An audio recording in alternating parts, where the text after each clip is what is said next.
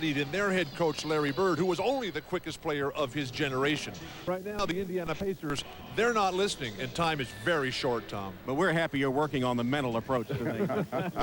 The last time the Knicks played here in the Garden during their sweep of Atlanta, the fans were chanting, "We want Reggie." Well, shortly they'll get Reggie, who has had some of his very best games here at Madison Square Garden, and maybe the Garden will pop him out of a slump. He's now gone 3.5 quarters without a field goal. Hannah? Thanks a lot, Tom. Well, Isaiah, you've been saying down the stretch of this season, yes, Sprewell and Houston can play together. They did in Game 2 and were quite effective. Would you like to see a lot more of them playing in tandem in this game? Well, they definitely have to play more together, and here's why. When you have Sprewell and Houston and Camby and Johnson out on the floor together, they create big-time matchup problems for the Pacers. They're able to get out in transition. They're a quick defensive team. You'll see Camby is able to move over and block shots. Dudley punches it out. Now look at the quick four that gets out in transition. They push it up. They got a 4-on-2 fast break. When Sprewell, Houston, and Camby is playing together, they pose so many matchup problems for the Pacers, and the only way that the Knicks are going to be able to score today is in transition. They're not going to be able to rely on their half-court offense because they don't have Patrick Ewing. But Isaiah, the matchups work both, the mismatches work both ways, because if you've got Travis Best and Mark Jackson being guarded by Latrell Sprewell and Allen Houston, well, first of all, there's no point guard out there for the Knicks, so you should be pressing them on defense to some degree. That's a great point. Best is a great on-the-ball defender, but also Best and Jackson have to attack those two off the dribble and make them pay. When they did that in Game 2, Van Gundy took one of those off guards out. Be interesting to see how both coaches approach. We may see a lot of interesting lineups in this game. Indiana head coach Larry Bird won 3 straight MVP awards in the 1980s, and the league announced this year's MVP earlier this week, Utah's Karl Malone. Malone received the award for the second time in 3 years. Commissioner David Stern presented the trophy a short while ago at the NBA store here in Manhattan. I asked Malone what the award means to him. I think what means more to me than anything other than the championship is getting an award like this, not just for myself and my family, but the whole state and my fans around the country that supported for me. And being 35 years old, and this is supposedly a young guy's sport, because a lot of young guys remind me of that all the time, great pass, old man, and things like that. And to win this award at age 35, I think that when I retire, because I'm still playing the game, I'll look back on this and say that it wasn't just for Karl Malone. It was for the whole state. Karl, you are the 9th man to win multiple MVP awards. Now, the other 8 have won NBA titles. Do you sense that it's still a distinct possibility, something that you can achieve in your career? I still feel I have an opportunity to win a championship, and that's why I'm playing the game. But I think the most important thing for me right now is that desire to continue to want to play and work out. If I ever lose the desire to want to play and compete, it don't really matter how much money you're making. It's not really worth it to me in my career, but I want to win a championship, and that's my main goal right now, and I want to win it right where I'm at. It has been reported that you do have a deal on the table, and you're going to be a free agent for the first time in your career on July 1st. Is it a given that you will be returning to the Utah Jazz? We have talked about things, but nothing is in stone, so I think when the appropriate time comes, we'll talk about it. But it's kind of amazing because the basketball so-called gods, their sources always tell them that it's a deal is done. So I think we'll sit down. I sit down with my agent, and we'll sit down with the Jazz front office, but I can't see a problem at all. You know, it's amazing. I've wore this 32 with the Jazz forever, and it'll be really hard pressed to get rid of it, that's for sure. You came into the league with Patrick Ewing. Do you have some empathy for his situation? Absolutely. I know I played injured before, and I played when maybe I shouldn't have played. I played when Larry Miller told me that maybe I shouldn't have, and it was a game-time decision, and it's nothing like not being able to help your teammates. I feel for Patrick because he's worked his behind off all these years. He's in the same spot that I'm in, trying to win an NBA championship. So to have your career, have your season end in an injury, I think it's very unfortunate. But I don't think you should underestimate those guys, though, because a lot of times they want to win one for the big guy. So we'll see what happens. Well, we'll see what happens with the Utah Jazz. They have 7 free agents. We'll see what happens with them in the offseason. Karl Malone, one of them for the first time in his career. But it would be a shock if he would go into his 15th NBA season not in a Utah Jazz uniform. Congratulations to Karl Malone, and we'll be right back.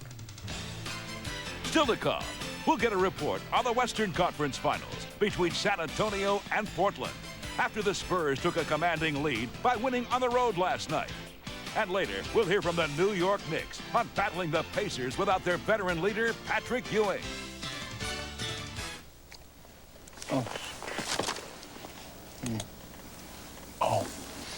Oh, baby. Hey, Mr. Dinky's busy. Hey, Dinky, I quit.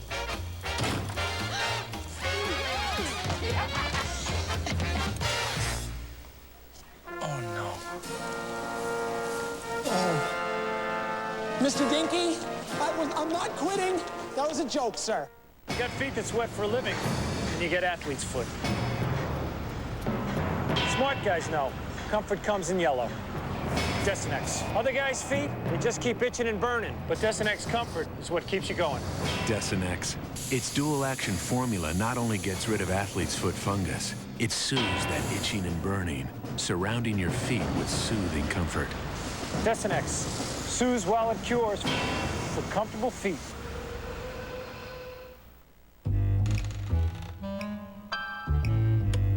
Dad? You know what time it is? Dad. Ooh, see, it was a party, you know, and Vicky, you know, Vicky. Alien abduction shouldn't keep you out past your curfew. Now, this is gonna hurt you more than it's gonna hurt me. No, Dad. All beef patty, special sauce. Sing it with me, son. Lettuce, cheese, pickles, onions on the sesame seed bun. We got some fries, too. Yeah. Did somebody say McDonald's? Announcing a new way to see, near and far, the way nature intended. The creator of AccuView, the most prescribed contact lens, is introducing the revolutionary AccuView bifocal contact lens. The first with pupil-intelligent design, near and far. Get out of wearing glasses and get into life, both near and far. New AccuView bifocal. It's how you see things. Visit your eye care professional or call us for more information. NBC Tonight. It's never been seen before. An all-new extraordinary episode of Profiler. Let him go! All-new Profiler, NBC Tonight. NBA Showtime is brought to you by E-Trade, the #1 place to invest online. It's been an eventful sports day in the New York area. The hometown Yankees and Mets did battle earlier this afternoon at Yankee Stadium, with the Yankees winning for the second day in a row. Less than an hour ago at Belmont Park, the Belmont Stakes, Charismatic pulled up at the wire, thwarted in his bid to win the coveted Triple Crown, as long shot Lemon Drop Kid was the victor.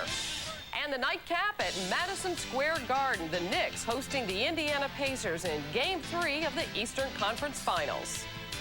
Meanwhile, Game 3 of the Western Conference Finals took place last night in Portland. The Trail Blazers and Spurs. It was a 2-point San Antonio lead at the half. Then the Blazers self-destructed.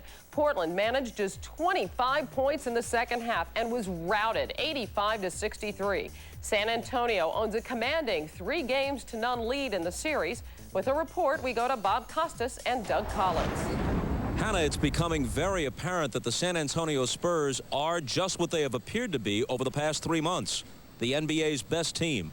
And part of the reason is there always seems to be someone there to take up the slack. For us, it's always been somebody different during the year. You know, sometimes Avery is the guy that's knocking everything down.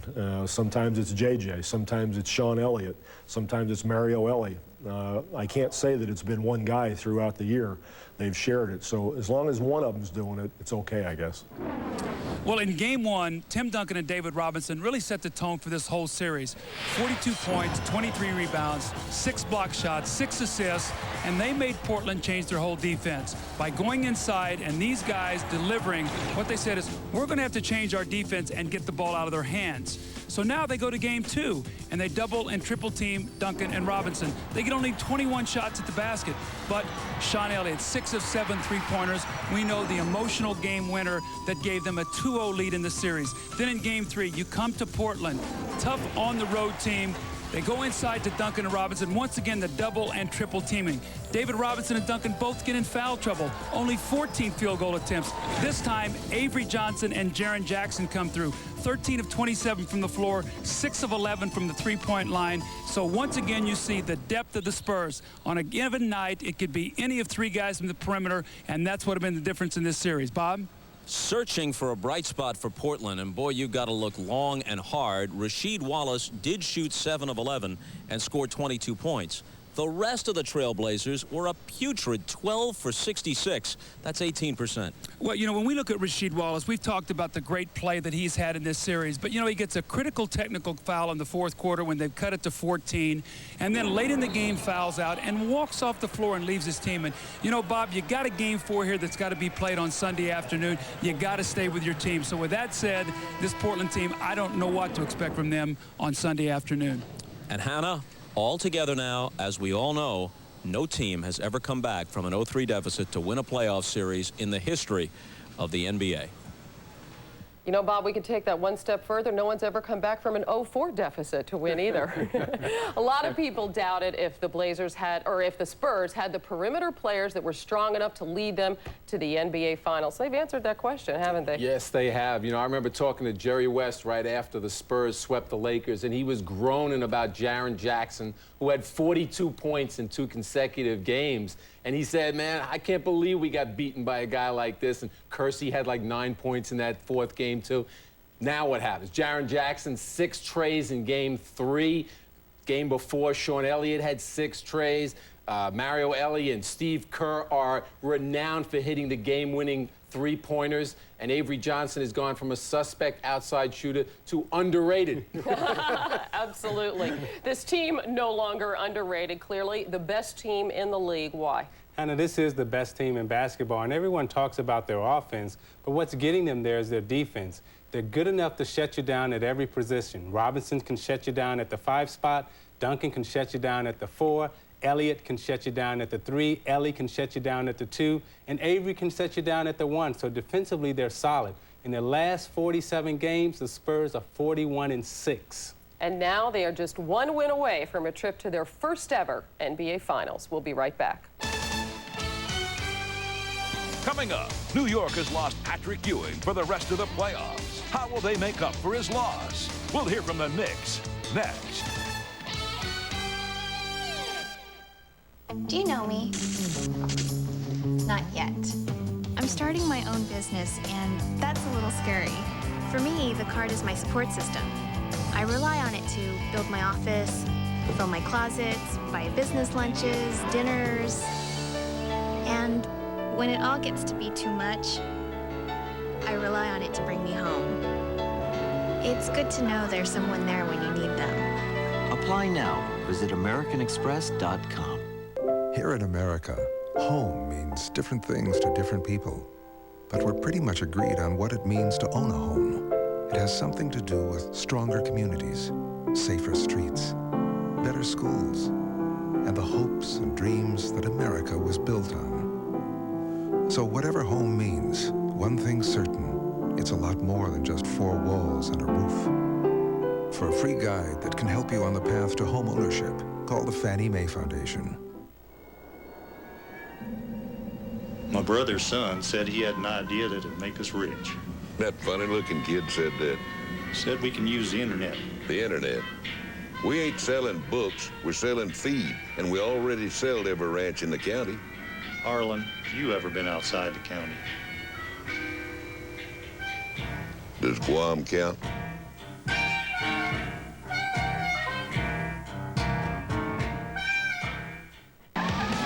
Extreme stress, serial heat. No one can break down a motor oil faster than a police force. That's why police forces around the country use Castrol GTX, the only leading 10W30 that provides maximum protection against both viscosity and thermal breakdown. Because some people have more important things to worry about than motor oil. Castrol GTX, drive hard. And try Castrol Syntec Blend for added synthetic protection. Sunday at 2 Eastern on NBC, Hoop It Up, the world's largest 3-on-3 basketball tournament. featuring a special coast-to-coast look at this traveling basketball roadshow. It's the ultimate in street ball. Get ready to hoop it up Sunday at 2 Eastern on NBC Sports.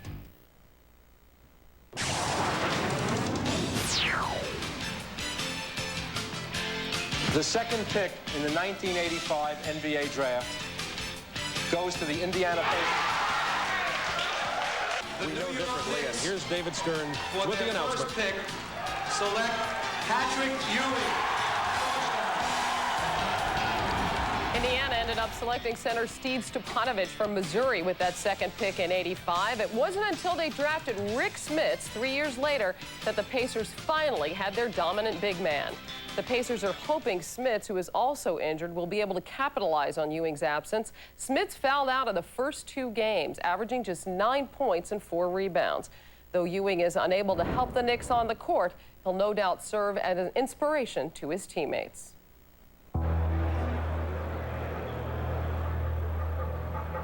It is a new injury to the Achilles. Ewing has played his last game of the season. I was surprised. I was surprised. I was hurt, shocked, all the emotions. It was kind of tough because, you knew at one point Patrick was going to probably say something to the guys, and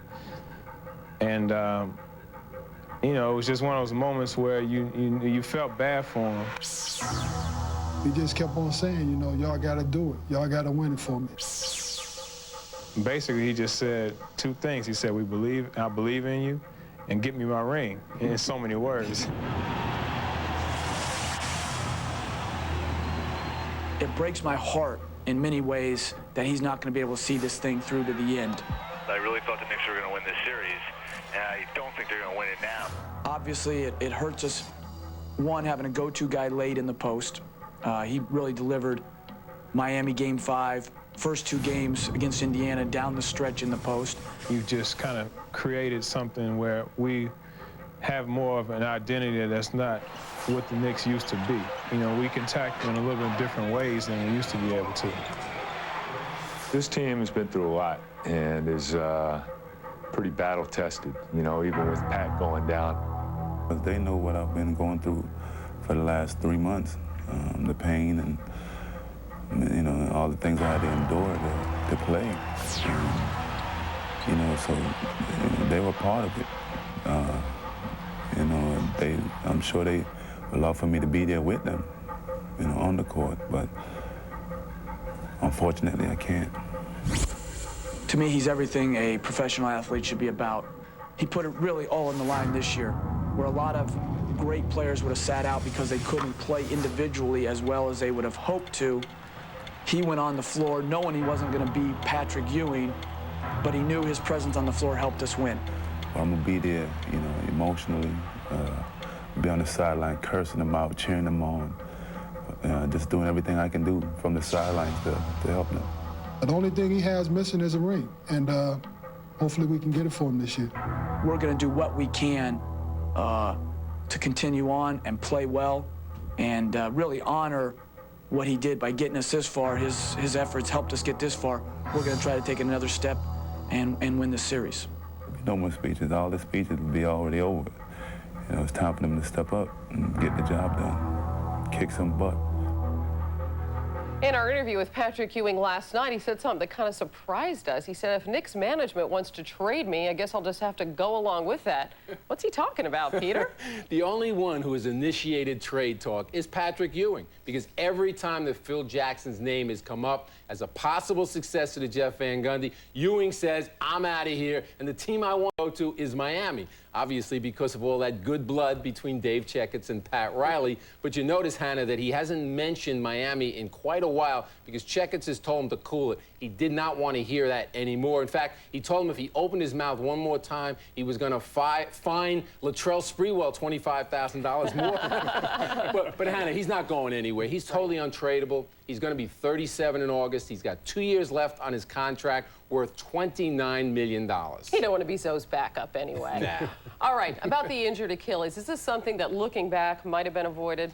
Yeah, it could have been avoided if Patrick Ewing had paid attention to his real career, and that is staying in shape and getting ready for the season. Instead, as president of the Players Association, he spent so much time during the negotiation during that extended lockout, and he just didn't come in shape. And it puts a great strain on those aching knees, and of course, it had to affect the Achilles. What does all this mean for the Indiana Pacers? Well, even though the Knicks are at home right now, the Pacers have the momentum with Ewing being out. This frees up Smits right now. He doesn't have to concentrate on defense. Consequently, he won't get in as much foul trouble. And also, he'll be able to take that little outside J and open up things up for Mark Jackson posting down low. So, in a sense, this places more pressure on the Pacers? Without a doubt, the pressure is on the Pacers right now. There's no excuse now for losing. You should not lose this series without Ewing playing. So they have to take advantage, and they have to do it on the road. And there's been a lot of speculation about what effect Ewing's absence will have on this series. In just moments, we'll find out. We're closing in on the tip-off of Game 3 of the Eastern Conference Finals. Tom Hammond, Steve Jones, and Bill Walton will have the call. The NBA playoffs continue on NBC after these messages from your local station.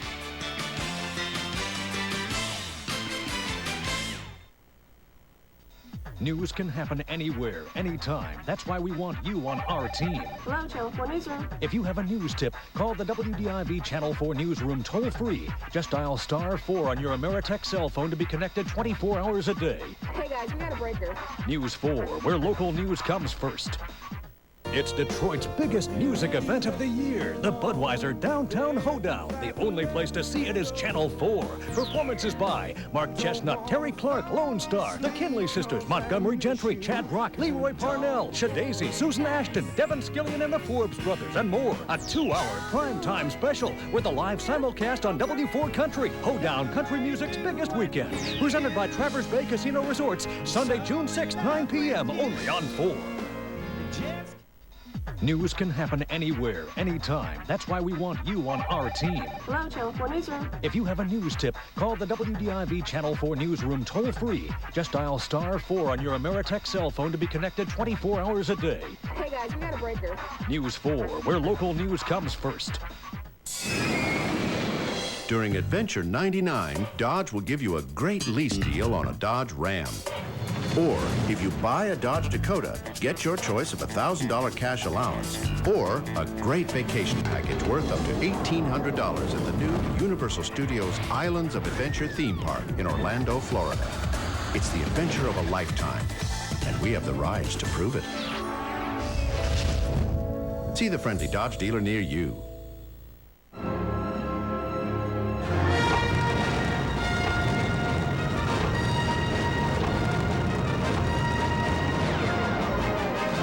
Doppler 4000 only on the night beat at 11 on 4, where local news comes first.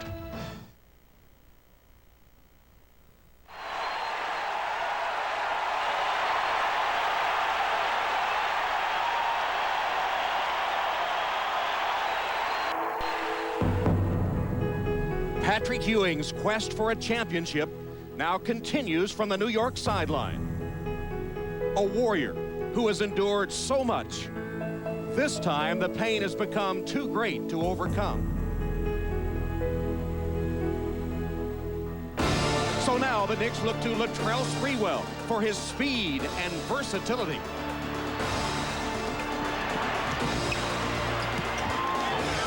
Marcus Camby for his fresh, young energy.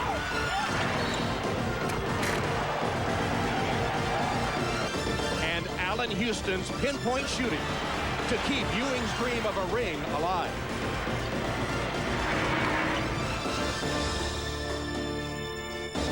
Reggie Miller has been unhappy with his performance thus far against the Knicks and has been unsuccessful from three-point range. But he's earned the reputation of a Knick killer here at the Garden. Can they stop his assault?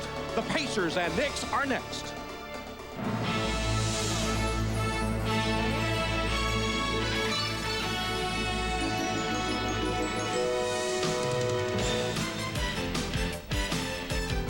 This is the NBA on NBC. The 1999 NBA playoffs. Today, it's the Indiana Pacers versus the New York Knicks. the lower Manhattan skyline, and in Midtown, famed Madison Square Garden, scene of Game 3 in the Eastern Conference Finals. Patrick Ewing arriving, wearing the cast that will keep him on the sidelines, replaced by Chris Dudley, who brought his youngest fan, son Charles. With Ewing out, the Knicks rely more on their second unit, led by Latrell Sprewell and the high-flying Marcus Camby. Rick Smits knows pain. He's playing with a broken toe. And the Pacers hope without Ewing to guard, Smits can stay out of foul trouble. But the pressure falls, as always, on the slender shoulders of Reggie Miller, who has had so many brilliant moments in the Garden. And inside Madison Square Garden, the 293rd consecutive sellout. It's for Game 3 of the Eastern Conference Finals. Hello, everyone. Welcome to the Garden. You know, they say good things happen in threes, and that was the case for New York sports fans today. Number 1, the Subway Series, the Yankees and the Mets. Number 2, the Belmont Stakes, third leg in racing's Triple Crown for 3-year-olds. And now, Game 3 of the Eastern Conference Finals, and the three of us to bring it to you. Tom Hammond with Steve Snapper Jones and Bill Walton.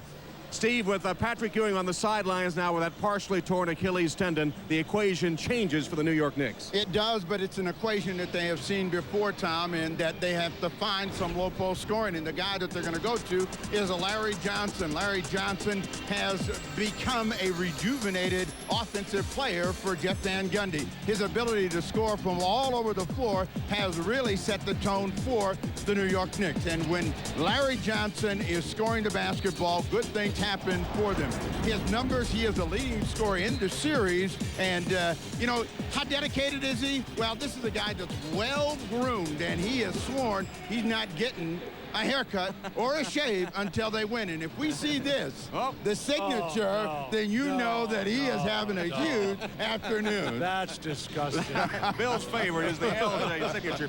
Well, Patrick Ewing is out now, but you know the way Reggie Miller and Rick Smits have been playing, they might as well have been out. Tom, to have a great playoff run like Indiana is trying to have your stars have to shine and play better and better throughout the playoffs. But that has not been the case for Rick Smits and Reggie Miller. Rick Smits, with that broken toe, unable to pivot or play with his back to the basket. The jumpers are just not there. Defensively, he's been nailed to the floor.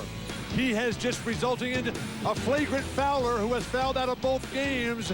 Been very, very disappointing. And for Rick Smits to have fewer total rebounds than Indiana point guard Mark Jackson, that is unacceptable. For Reggie Miller, it has been a similar disappearing act.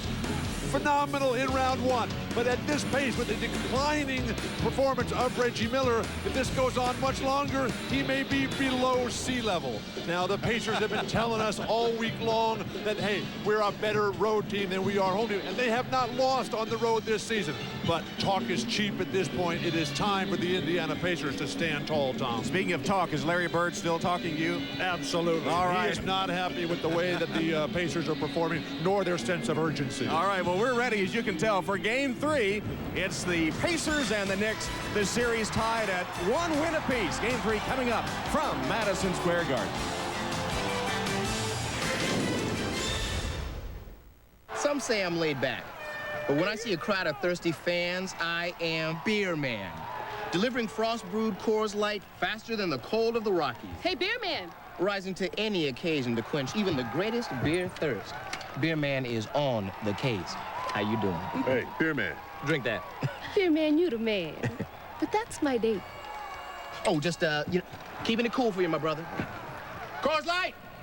Coors Light! Why are you talking to the Beer Man? Coors Light! I have the power to find the quickest route across town, to get tickets to the hottest shows, and reserve a table for two at virtually any restaurant. I drive an Escalade, the only luxury SUV with the executive assistance of OnStar Standard. OnStar, how can I help you? I have the power to make obstacles obsolete. Escalade, it's good to be the Cadillac. We were just getting by with both our incomes. Now it's just me by myself and my son. And if I didn't have a life insurance, I wouldn't be able to pay my bills or do anything. No one knows what's around the next corner, what might happen the next day. And it's good to know that somebody's there to help you.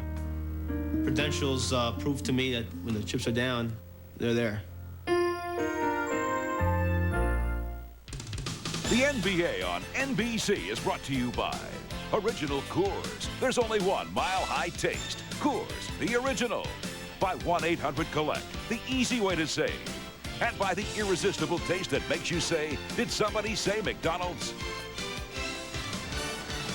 Welcome back to Madison Square Garden in Midtown Manhattan. Game 3 of the Eastern Conference Finals with the Pacers and the Knicks tied at 1 win apiece. Now for the introduction of the starting lineups, let's go to Garden Public Address announcer Mike Walzeski.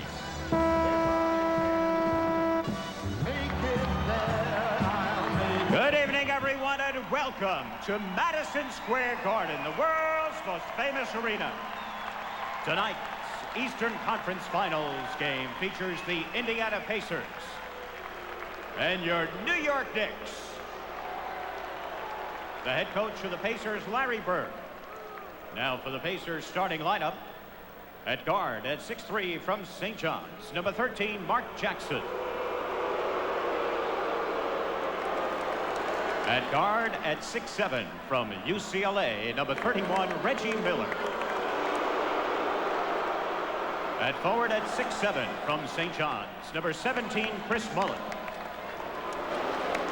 At forward at 6'11" from Clemson, number 32, Dale Davis.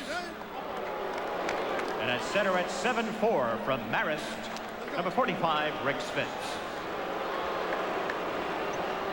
The head coach for your New York Knicks is Jeff Van Gundy.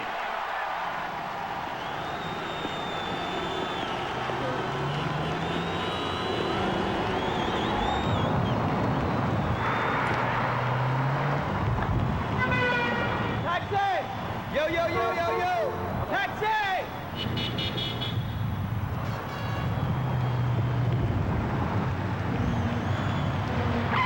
Yo, yo, I need a ride to the garden. I can't catch a cab. Come on, let's go. You gotta win.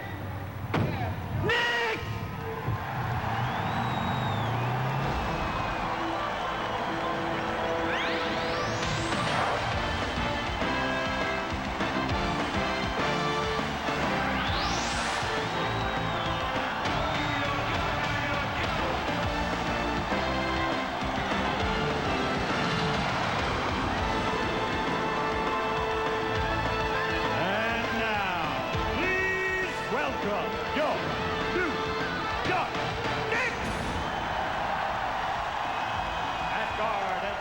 From Tennessee, number 20, Allen Houston.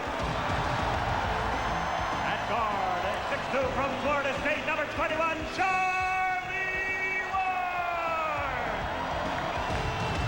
And forward at 6'7" from UNLV, number 2, co-captain Larry Johnson.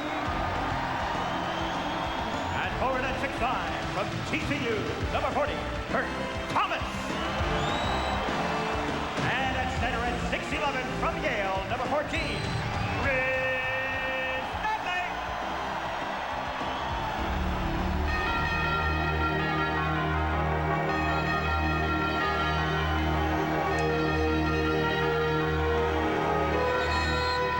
And before the tip in Game 3, let's check in on our sideline reporter, Jim Gray.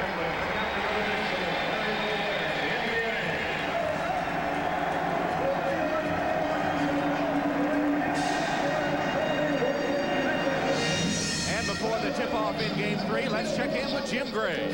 All right, thank you very much, Tom. Well, they call Madison Square Garden the world's most famous arena. It's been the host of such numerous greats as Muhammad Ali, Frank Sinatra, Michael Jordan, Wayne Gretzky, amongst many others. But maybe none have had the impact on New York and its fans as has Reggie Miller. In fact, they call Reggie Miller the Knick Killer. Miller has averaged in his 12 playoff games here 26 points per game, and he's won numerous games on final shots and has dominated others. I spoke to Reggie before the game, and he told me that if his team, the Pacers, are to win, he must play much, much better. He has not scored a basket in the past 44 minutes of this series. In fact, Miller says, we are a much, much better road team, and I kind of like it here. Tom? All right, Jim. Bill, did he leave anyone off that list of famous performers here at the Garden? Where was Jerry Garcia, who has sold more tickets in this building than any other rock and roll performer? The tie-dye shirt has been retired at Madison Square Garden. How many Grateful Dead concerts did you attend? Over 600. Not enough, though. Ready to go in Game 3. Jess Kersey, Terry Durham, and Steve Javy are the officials. Again, the secret in this series has been tempo. When the New York Knicks have been able to strike and strike quickly, they've been able to control things. When the Indiana Pacers have been able to slow things down, they have had the edge. We'll see what prevails with no Patrick Ewing. A big start, critical for Indiana. They're undefeated on the road. They need to come out and dominate early to take this raucous crowd out of it. Chris Mullen is guarding Chris Dudley, so that's a switch defensively that we expected from Indiana. Larry Johnson misses. They'll have the bigger 6'11" Dale Davis guarding LJ, who's been so productive. That's a very solid move, and they try to get Mullen going offensively. But Dale Davis can stand up big and tall over Larry Johnson to negate the huge contribution he's made. Houston misses the shot off the screen. Smith had it knocked away, and New York has it back. Now, both teams are jump shooting basketball teams, and the one that's going to be able to get inside is the one that's going to be the most effective. They come to Larry Johnson against Dale Davis. Smith comes to double. Johnson is fouled.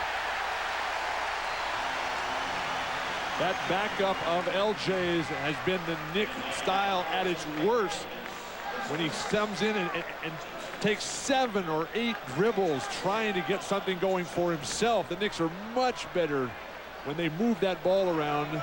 Larry Bird already concerned about foul trouble to Dale Davis. So you mean if you get fouled on an attempt to score, it's no good? Not if it takes everybody else out of the game. You've got all these guys standing around waiting for the ball.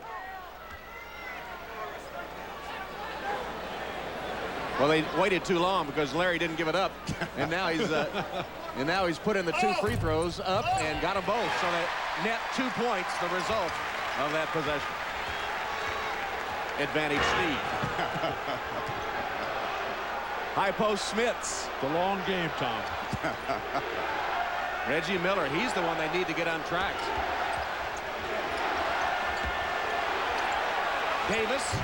Dale Davis rolls in Indiana's first basket.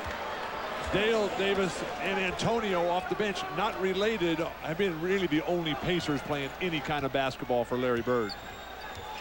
Trying to come to Allen Houston against Reggie Miller, and he feels he's got to attack Reggie Miller. He has missed his first couple of opportunities. 0 for 2 is Allen, and Chris Mullen hauls down the rebound for Indiana, looking for their first lead.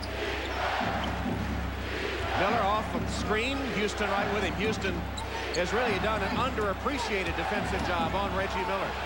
Smith over Dudley. Too hard. Johnson the rebound.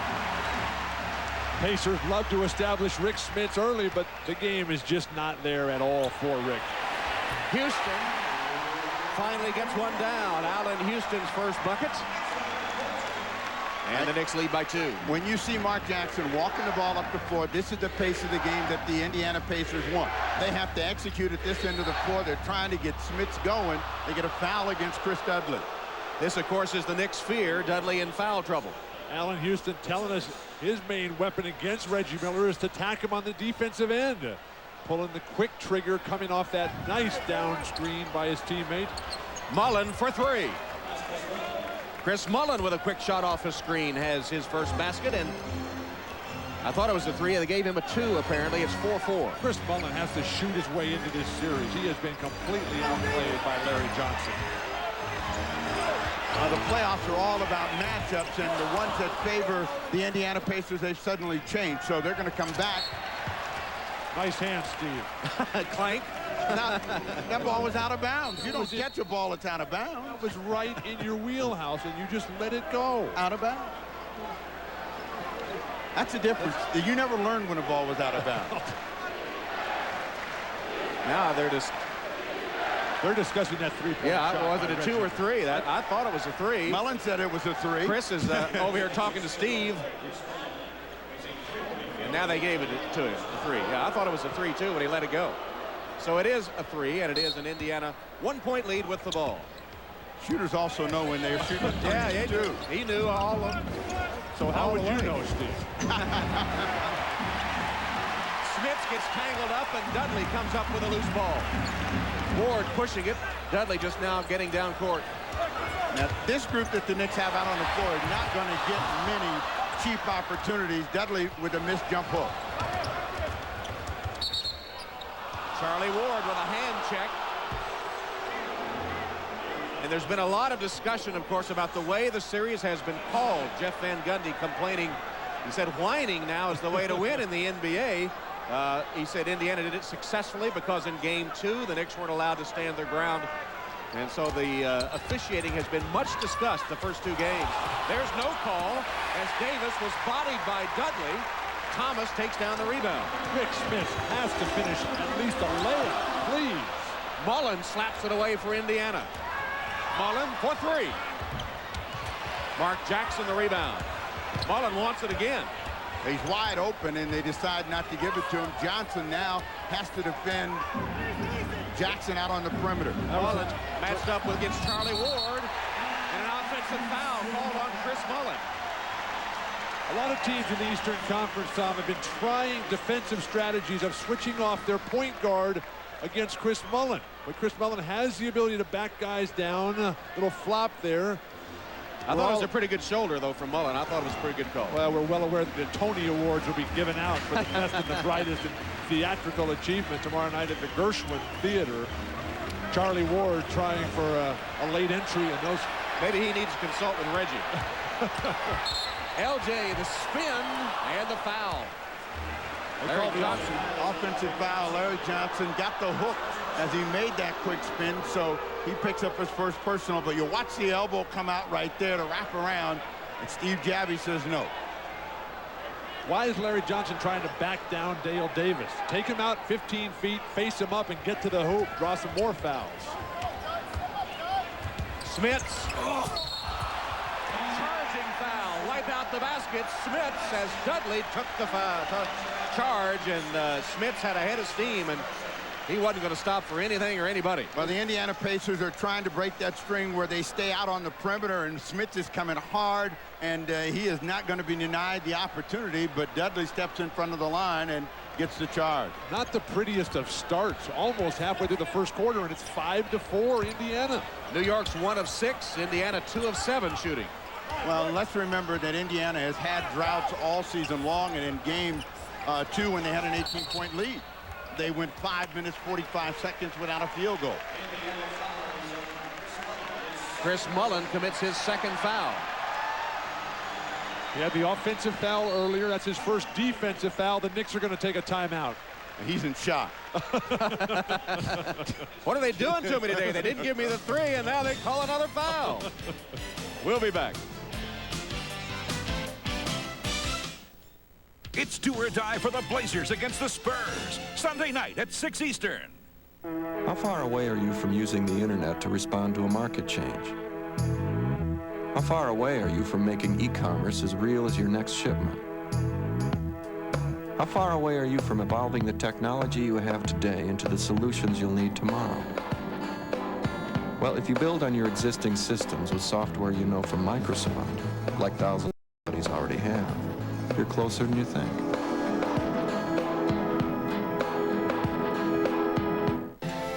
This summer, when your card is scanned at Blockbuster, something incredible could happen. You could win millions. Got another one. Let's roll with the winner's money. Every day, Blockbuster will pick a card. If it's yours and we scan it that day, you could win up to $20 million. So play every day. We'll handle the rest. Walk in with your card, walk out a multi-millionaire. Kind of my own boss, you know. I have a pretty set pattern that I like to travel every time, you know. Got there across the lake, zigzag between the flags and stuff. It's brutal out there. Well, they don't pay us very well, but you know, I made enough to get my Saturn. Oh, you know, gets hit quite a bit. I got those dent-resistant panels, so mine's looking brand new still.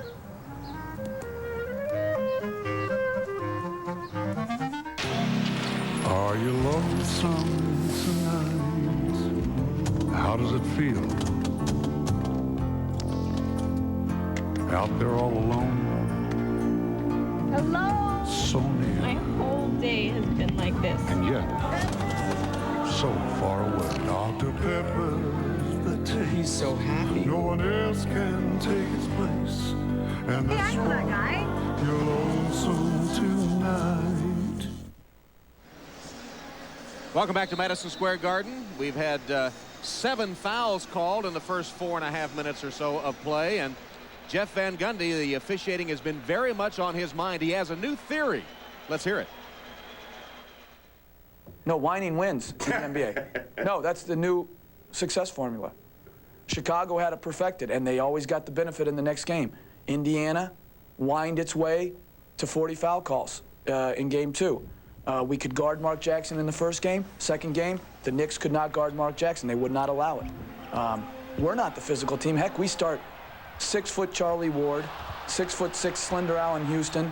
Larry Johnson's undersized. Kurt Thomas is undersized. And we have 2 physical players on our whole team, and they got these monsters coming in bigger, stronger than we are, and somehow we're the physical team. I have a feeling Jeff would have preferred we play that for the officials.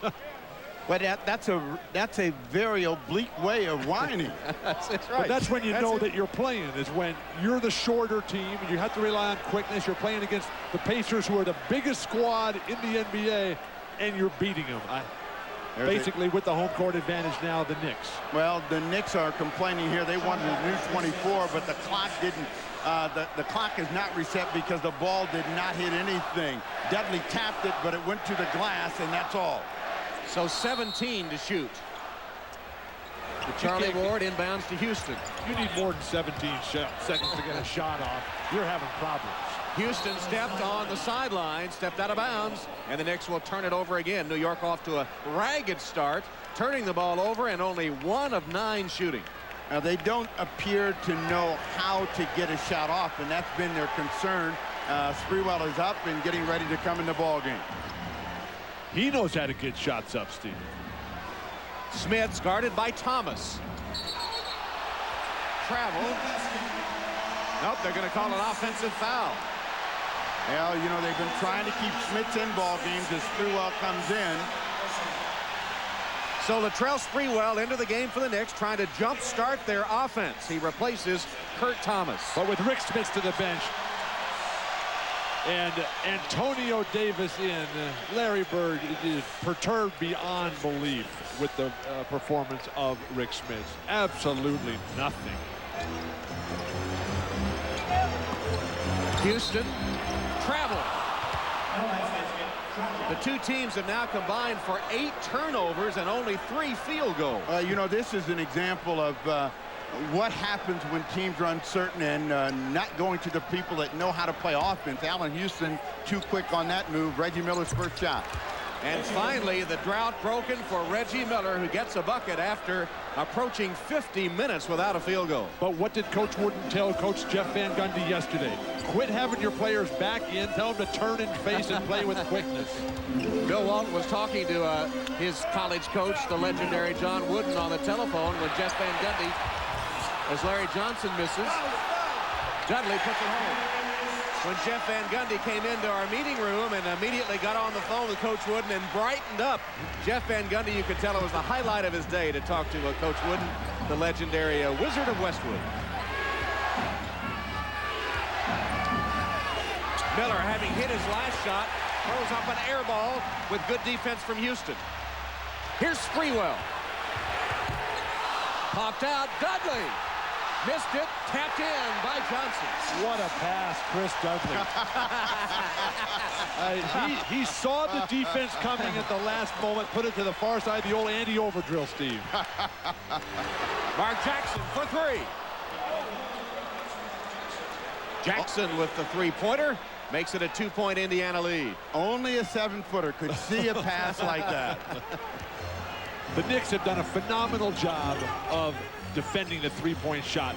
A great weapon for the Pacers. Now, this is where Sprewell struggles in the half court. If he can get you in an open court and he can come at you, either pull up and bring it all the way to the hoop, he's been terrific. When he's had to try to score in the half court, he has struggled. Davis. Antonio Davis with a miss. Dudley doing a good job on the boards, has his 4th rebound. And Dudley has outplayed Rick Smith. He stayed out of foul trouble. Charlie Ward misses the layup. Antonio Davis takes the carom, and Indiana has it up 2. Jackson got away from Ward. Takes it back. Right by him again. Mark Jackson blows by Charlie Ward to lay it in. You expect Jackson to take the smaller Ward down on the low post. That time he just went right around it. Well, Van Gundy realizes that Chris Childs, the backup point, is a much better defensive matchup against the strength of Mark Jackson. Houston can't finish. But Allen Houston, again, is a little bit too quick with everything. He needs to calm himself down. Turnover against Reggie Miller and the Indiana Pacers. Took his eye off of that one. Chris Childs ready to come in for New York. He'll replace Charlie Ward. The quickness of Mark Jackson freezing Charlie Ward, and Chris Dudley was out trying to deny the pick and roll, so no defensive rotation whatsoever. Where was Kurt Thomas? Kurt Thomas was on the bench. Yeah, he's over there on the bench sitting next to Jeff Van Gundy. Obviously tough to make a block from there. Sprewell nearly lost it after the screen from Johnson. Childs now at the point. Johnson has the open shot. Passed it up. Drives. And had his shot altered. Nearly blocked. Well, Larry Johnson should have shot the jumper. He's making tougher shots out of easy ones. You know, there was no sense in bringing it into that kind of defensive pressure with an idea of how to get the shot away. But never double clutch when you have the quickness advantage. Just get up in the air while he's still down. Illegal defense is the call. The first one against New York. When you've got him on the perimeter, the pump fake, you freeze him there. You're to the lane, just explode. Go up and roll that hook over the top. Nothing the defense can do. It doesn't matter how big you are in there. You got to have a hook to roll a hook. He's got one. LJ's only 1 of 5 to start the game, and New York hitting 17%. Antonio Davis couldn't get the roll. LJ the rebound. Here's the field goal shooting, abysmal by the Knicks to open the game. Mullen. Oh, they get this one to Mark Jackson on the hold. It's interesting talking to Van Gundy about the start. He's at a 17% field goal percentage. He really needed Allen Houston and Larry Johnson to come out huge today. Those are the guys that can set the tempo and hold off the Pacers until this dynamic second unit can get on the court. Nice drive by Allen Houston. Went one-on-one against Reggie Miller and scored his 4th point. Well, Houston's got to have one of those days where he works his way into an offensive rhythm and he can't stop scoring, and that was a good effort by him. Reggie Miller, he scored only 2. Fakes Dudley, couldn't get the foul call and threw it away. Childs leads a 3-on-2 break. Sprewell.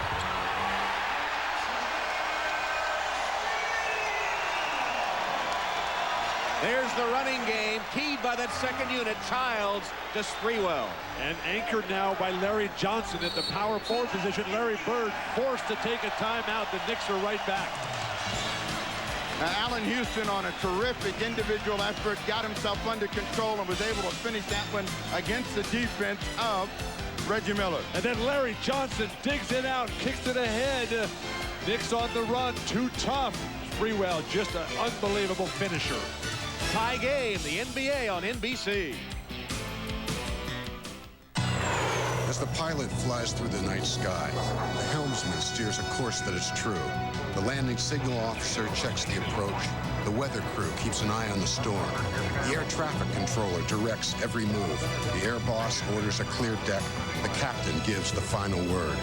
And the plane safely lands on board USS Enterprise. In the Navy, no journey is ever made alone. Call 1-800-USA-NAVY. Let the journey begin. Time to get washed. Daddy's almost home. Honey, can you wash your feet? Hey, I hear Daddy.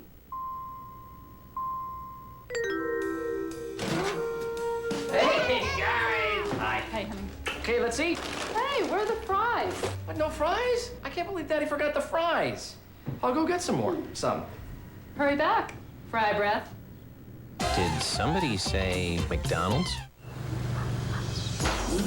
Select road. Validating tires. With BF Goodrich tires, it's any road you choose. BF Goodrich tires, take control.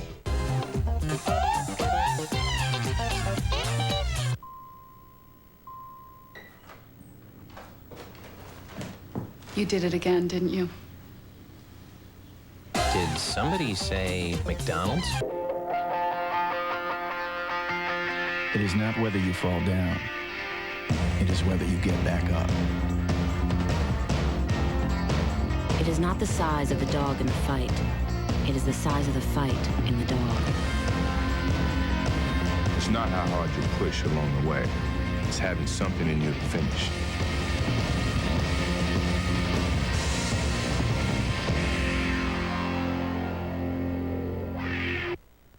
Andre Agassi chases history. Plus, Hingis and Kornikova face the Williams sisters in the doubles final.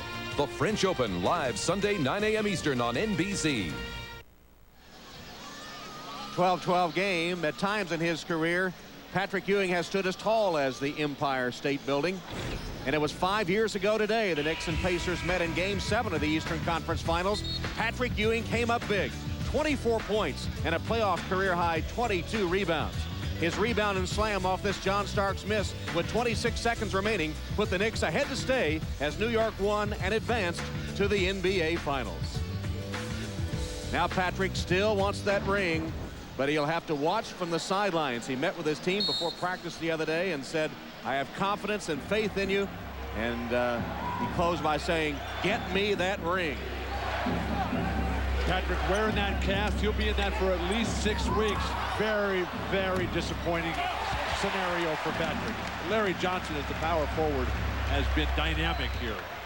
In the ball game for the Indiana Pacers, Derek McKee, his job is to shut down Larry Johnson in the middle. Allen Houston over the top. He missed it.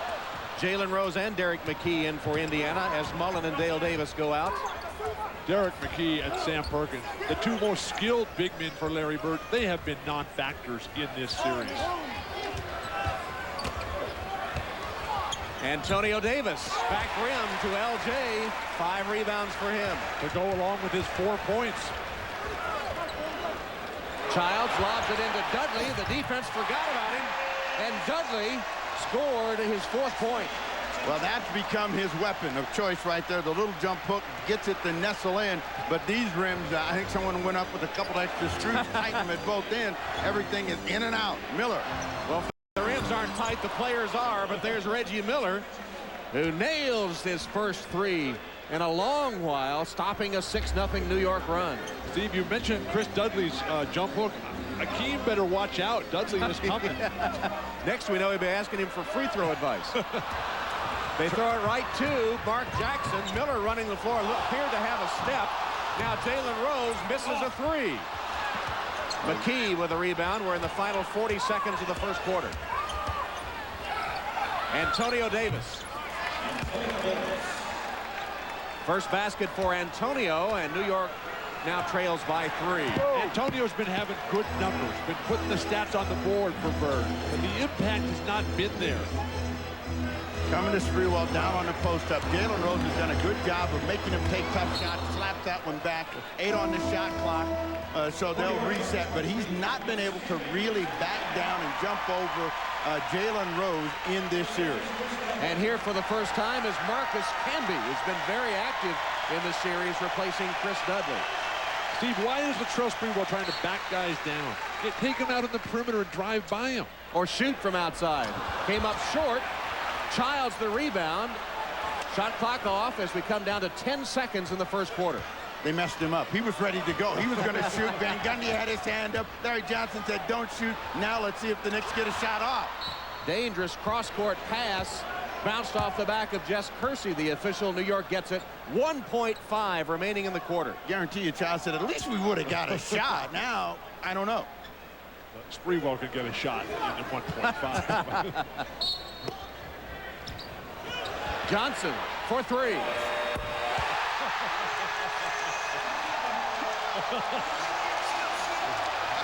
We're all making the LJ sign over here at the table.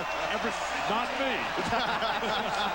Enough for the self-promotion of Larry Johnson. Well, Larry Johnson must have known something about the last-second shot. This is deep. That is about 28 feet. Nothing but the bottom of the net. And, Bill, this second look just for you. Well, maybe he was thinking about last year's 1.6 in the I can't take it anymore game. This time I'll make a shot instead of getting myself thrown out and suspended. We love Larry. Tied at the end of one thanks to LJ's heroics. Welcome to Camp Flight, one-on-one. To master hang time, you gotta make the air your friend, all right? Yeah. Let's go, people. What you waiting on? Jump out there and shake hands with the alley-oop. Let's go, let's go. Blood of that basket. He's worried about the landing. Gotta worry about the shot. Jump up, let out. Don't tell me I gotta bring the shot clock out now. Come on. Ooh, flagrant foul on age 2-0. Come on, man. I want to see more alley. Let's oops.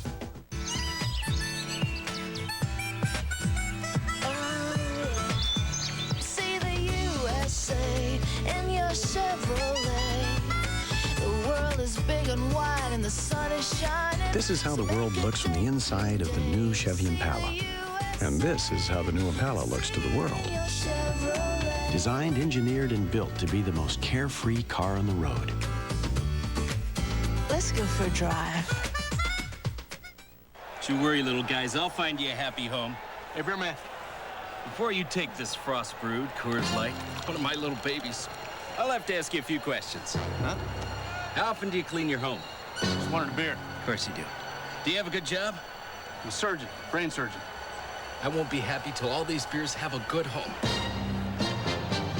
Bearman, there's a roof over your head. Oh, skylight. As a force player, the only way you get better is to play against defenders that are bigger, stronger, and meaner than you. There you go. Come on. You have to take the paint. Nobody owns the paint. And don't bring your C game to Camp Force. Bring your A game. Man, you're going to get rejected by someone who don't even have hands. Tractor, come show them how it's done. Go, Tractor. Show them how it's done now. Uh-oh. Reggie, we got a triple scooper here. Start the second quarter tied at 17. That's Yankee Stadium up in the Bronx you're looking at. Quiet now, but earlier today, the Yankees won the second game of their Subway Series with the Mets, 6-3. And the game over in time for one of their stars, Derek Jeter, the world champions, to make his way here to the Garden, and he's with Jim Gray. All right, thank you very much, Tom. Derek, 1 for 2 today with a double, big home run last night. Has this been like the World Series for you here in New York this weekend? I think as a team, you know, we try to keep things in perspective because it's a 162-game series, but it's a World Series for the fans. You know, I live in Manhattan, and if we lose this series, I don't think I can leave my apartment. Now, you're a big Knicks fan, obviously. Your feelings on Patrick Ewing and him missing out on this? It's real unfortunate. I mean, he's been playing for the Knicks for a while. He got a great chance to win a championship this year, but hopefully the Knicks will rally around him and come up with a championship anyway. Yankees struggling a little bit. Do you think we'll see you come postseason? Most definitely. We've been playing well the last couple weeks, and I think we're starting to roll now. All right, Derek, we look forward to it. Thanks for taking the time. Thank you. All right, the playoffs and the World Series on NBC this year, Tom. All right, Jim. Indiana with a miss. New York's rebound. Sprewell to Camby. Knocked away. Camby got it back. His shot no good. And Mark Jackson the rebound. Travis Best and Sam Perkins entering the game for Indiana during the timeout. But again, all the loose balls going to the Knicks, particularly Marcus Camby. If he could only make a jumper, go along with those dunks and blocks. Now remember what Larry Bird told us at the start of game 1. He felt that his second unit could defend and make it difficult for the Knicks second quick units. We'll find out whether their defensive energy is up to it. Ball goes on the floor. The Knicks wanted more, and they get a turnover with a 24-second shot clock violation. Steve, when you say that the Knicks wanted more, that just has to grate at Larry Bird so much. The road game, this is the Pacers' 4th road game of this year's playoffs. They have led at the end of one in all 3 games. They have been off to huge starts. Today they were tied, though, of grave concern to Larry Bird. And tied despite the fact that the Knicks shot only 28% from the floor. But the Knicks got 7 more shot attempts, due in large part to their quickness. They controlled the boards, had fewer turnovers, and LJ was magnificent with 7 points, and 5 rebounds. And 3 signature demonstrations. Derek McKee with the Indiana foul. Here is LJ in action. Double team, scrapping, fakes, got it up and in. Wow. The longer we stay here, the more Bill becomes a fan of Larry Johnson. You notice the word magnificent came out the last time. 9 points for LJ. I got to get my thesaurus out here.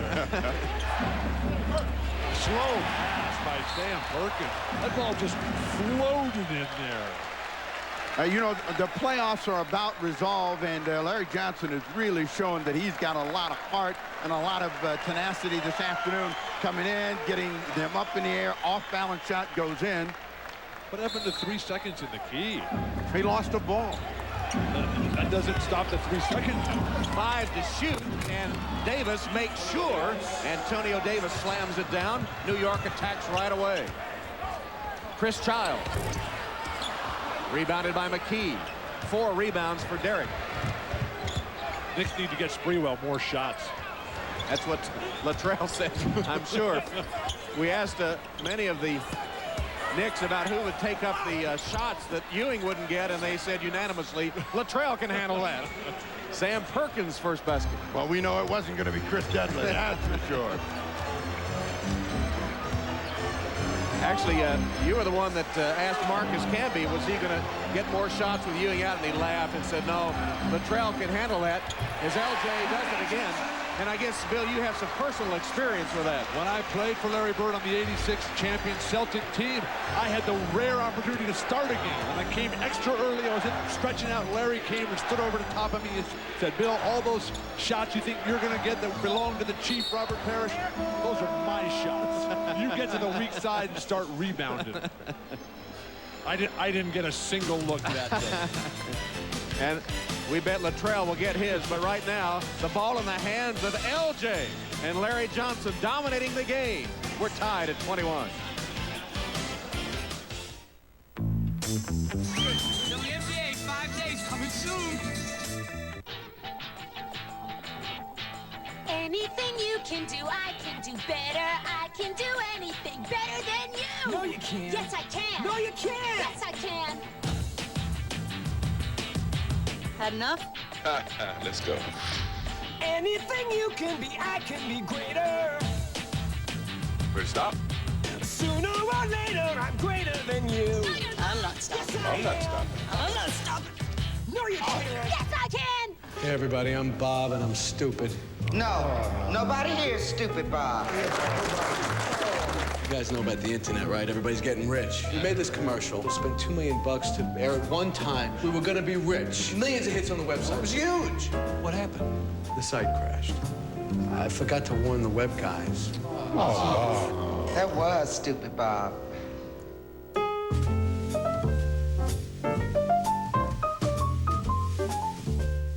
Where would you go in a Honda 4-wheel drive CR-V?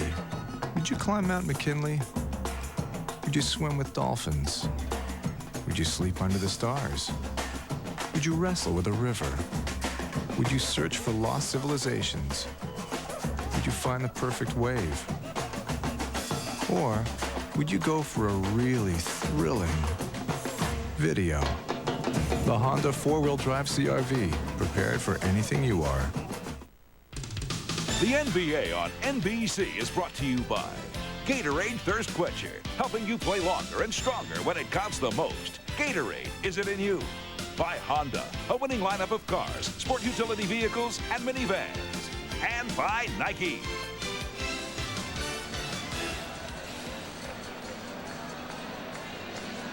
So the New York Knicks have found a weapon in the low post efforts of Larry Johnson. And if you talk to all of the Knicks, what they say about Larry Johnson, he is the most driven and the best teammate that anyone on the Knicks can have. And he's found a lot of ways to energize his team this evening. He has been able to score outside, inside. He's done a terrific job of rebounding the basketball, and it's been the Larry Johnson efforts early. As you see his office, those greens, those are all makes, Bill. Everything on the right side of the floor.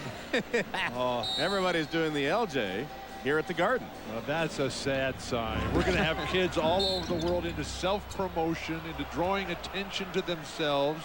What about the beauty and dignity of the game of basketball and the team? Please, Larry. Well, Larry has dominated the game. 11 points and 5 rebounds. He's scored the last 7 for New York over a 4-minute span. But remember, game 2, he scored 17 in the first half, only 5 in the second. Childs, after Best fell down, behind the back, got it.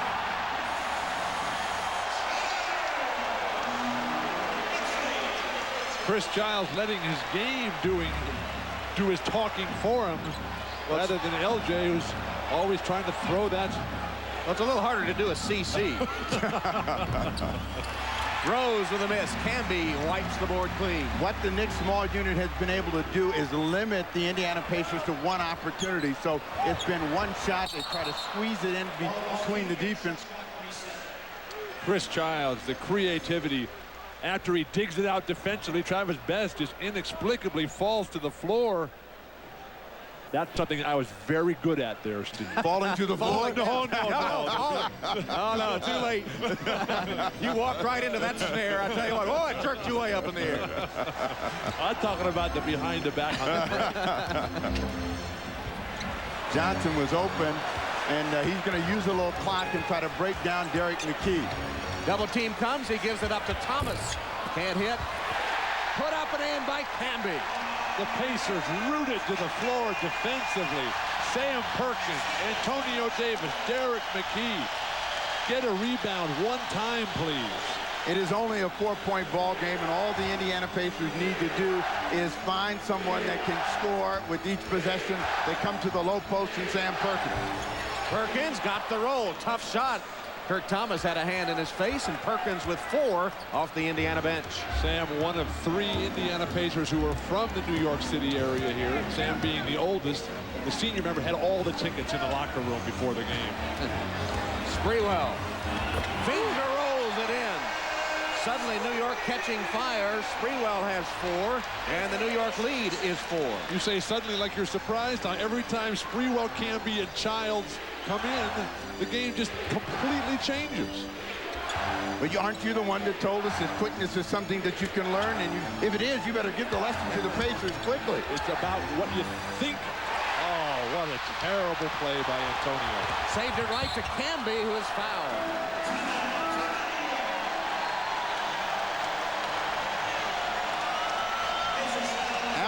Latrell Sprewell is at his best when he can turn and face and make a move, and that was a tough left-handed finger roll for 2.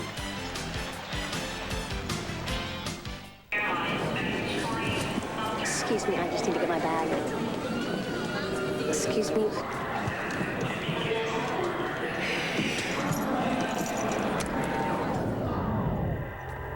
Excuse me.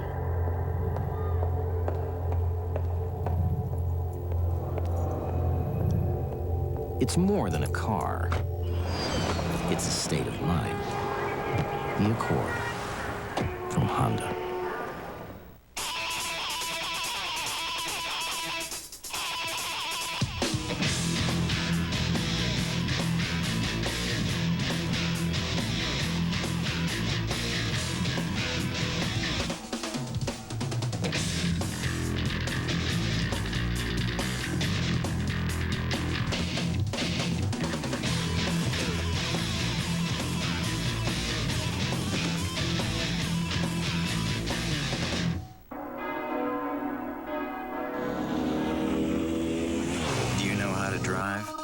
Say, hey, that's a foul in Japanese.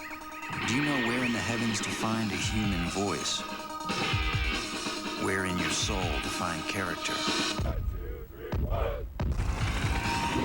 Do you know the shortest distance to a college degree is a straight line called discipline? Do you know how to walk it? Be all you can be.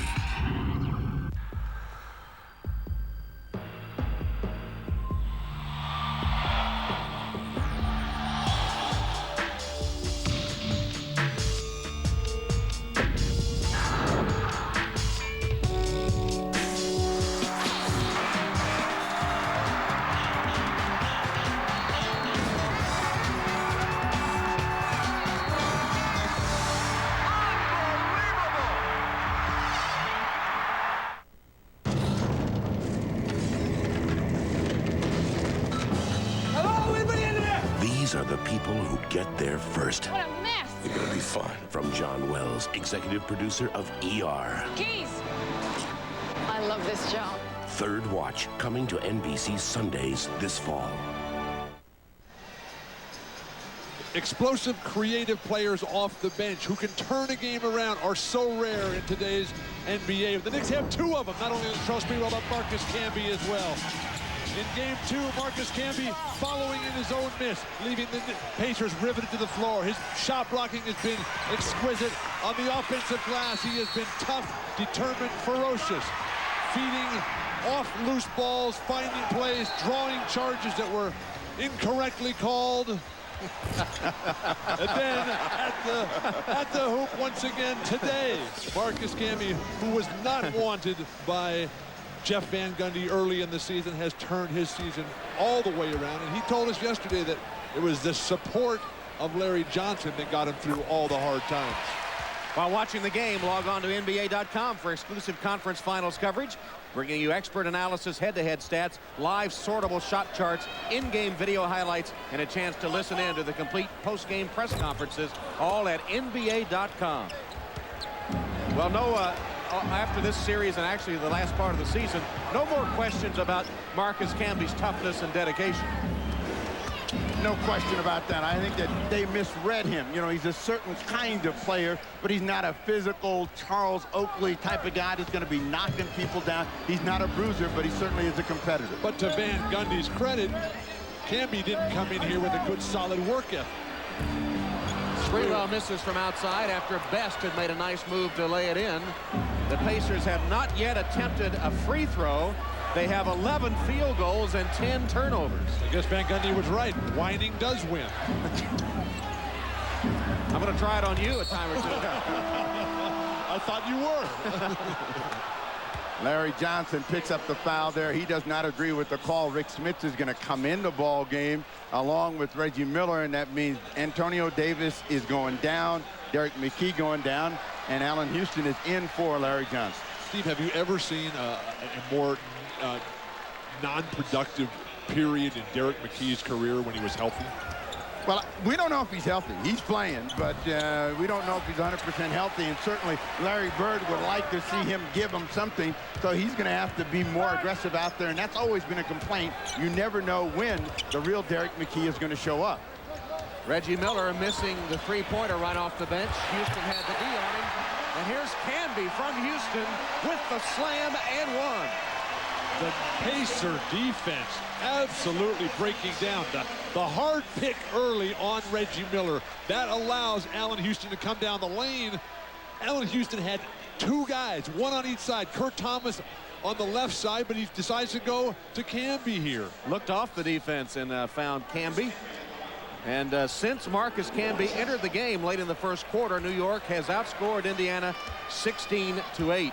And that has got more substitutions for Larry Bird. Dale Davis and Mark Jackson in. Travis Best and Sam Perkins down. Knicks get it back.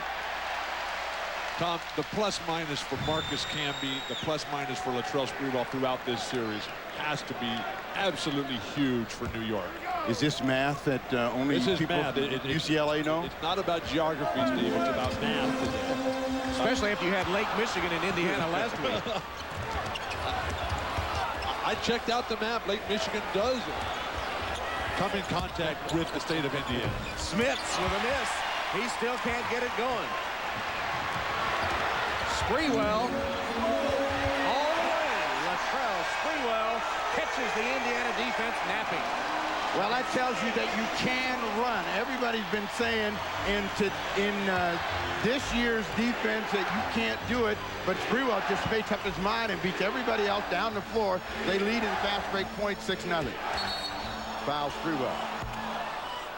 Sprewell, we talked about that plus-minus. When he's been in the game, the Knicks have gone up 8. When he's been out in the opening moments, they've fallen behind by 1. But the quickness again that we've talked about throughout this series, shocking at the beginning.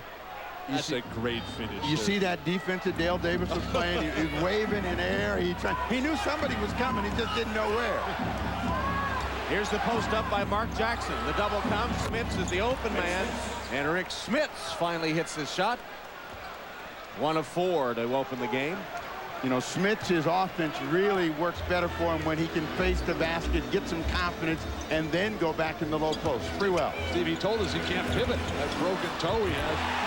The quickness again of Marcus Camby. Who else? Marcus Camby. Man, has he been active in this series.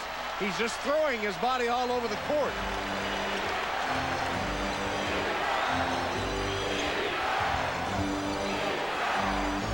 Now the guy that's got to provide it right here, Jalen Rose, trying to go one-on-one, had it knocked away, but he's got to give them some scoring. You can see the energy and the excitement from Marcus Camby. He is just flying in all over the place. Nobody boxes him out, and when that happens, good things happen for Camby and the Knicks. 8 seconds on the shot clock for Indiana.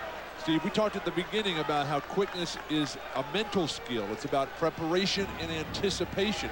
That's what Marcus Camby is doing, separating himself from the crowd. Camby with 7 points and 4 boards in 8 minutes off the bench. Smits. Thomas fouled him.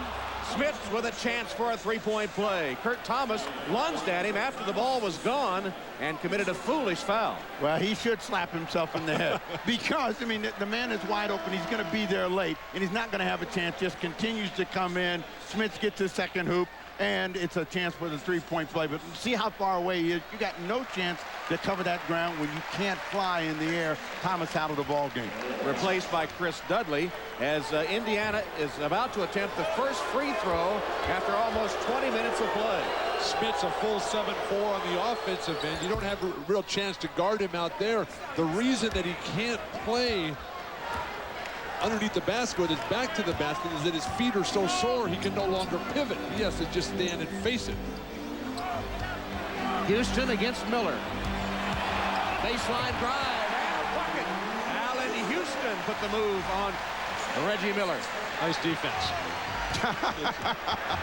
What, you're just going to let a guy drive to the hoop and make a layup?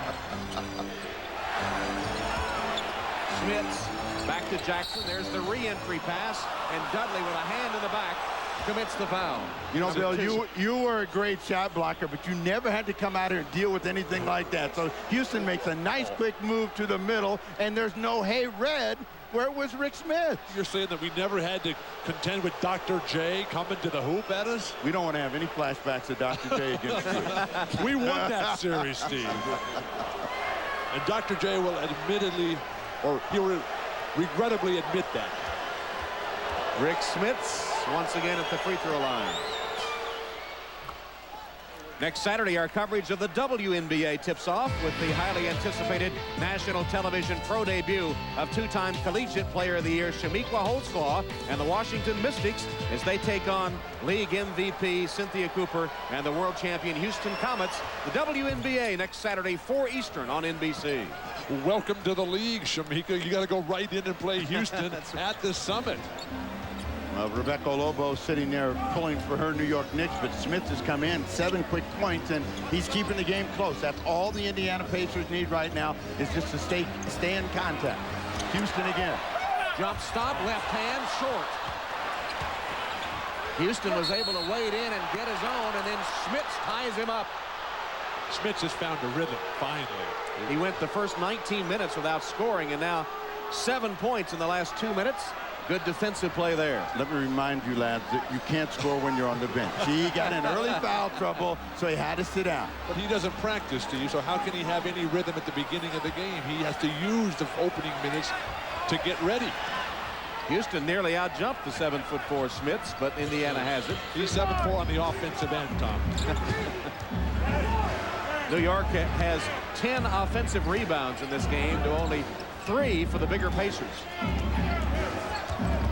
Jackson, entry pass, Smits is wide open. Dudley lost him, and Rick Smits makes him pay. He is in a rhythm, and he does have 9 points. Smits does have a history of having some of his best road games right here in this building. Timeout, New York. Knicks take a timeout, and their lead has been cut to 2. Rick Smits has scored Indiana's last 9 points, including this latest bucket. It's 36-34, the NBA on NBC. Beer man, Coors Light. Coming up.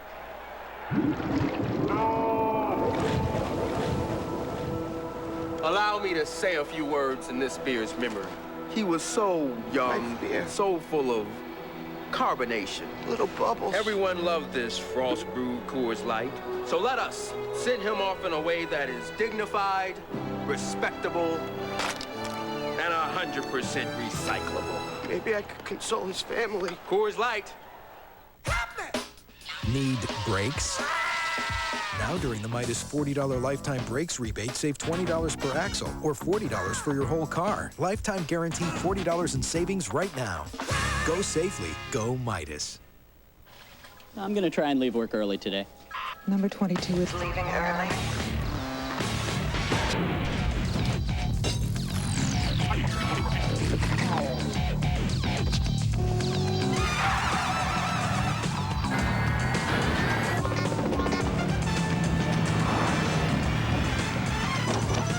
New 160 horsepower Civic Si Coupe from Honda. What about now? Hi, everybody. Hannah Storm in New York. Coming up on the Prudential Halftime Report, we'll hear from Mario Elie of the San Antonio Spurs. He has brought passion and championship experience to the Spurs, a team that didn't play with a lot of emotion over the last few years. But Elie insists that Tim Duncan's apparent lack of fire is deceiving. Well, everybody always asks me about Timmy. Why does he show enough emotion out there? I said, Tim has it in him. You know, he's just a young kid, island kid, laid back. You know, he likes to laugh and joke, but when he steps on that court, that guy's one of the most fierce competitors I know.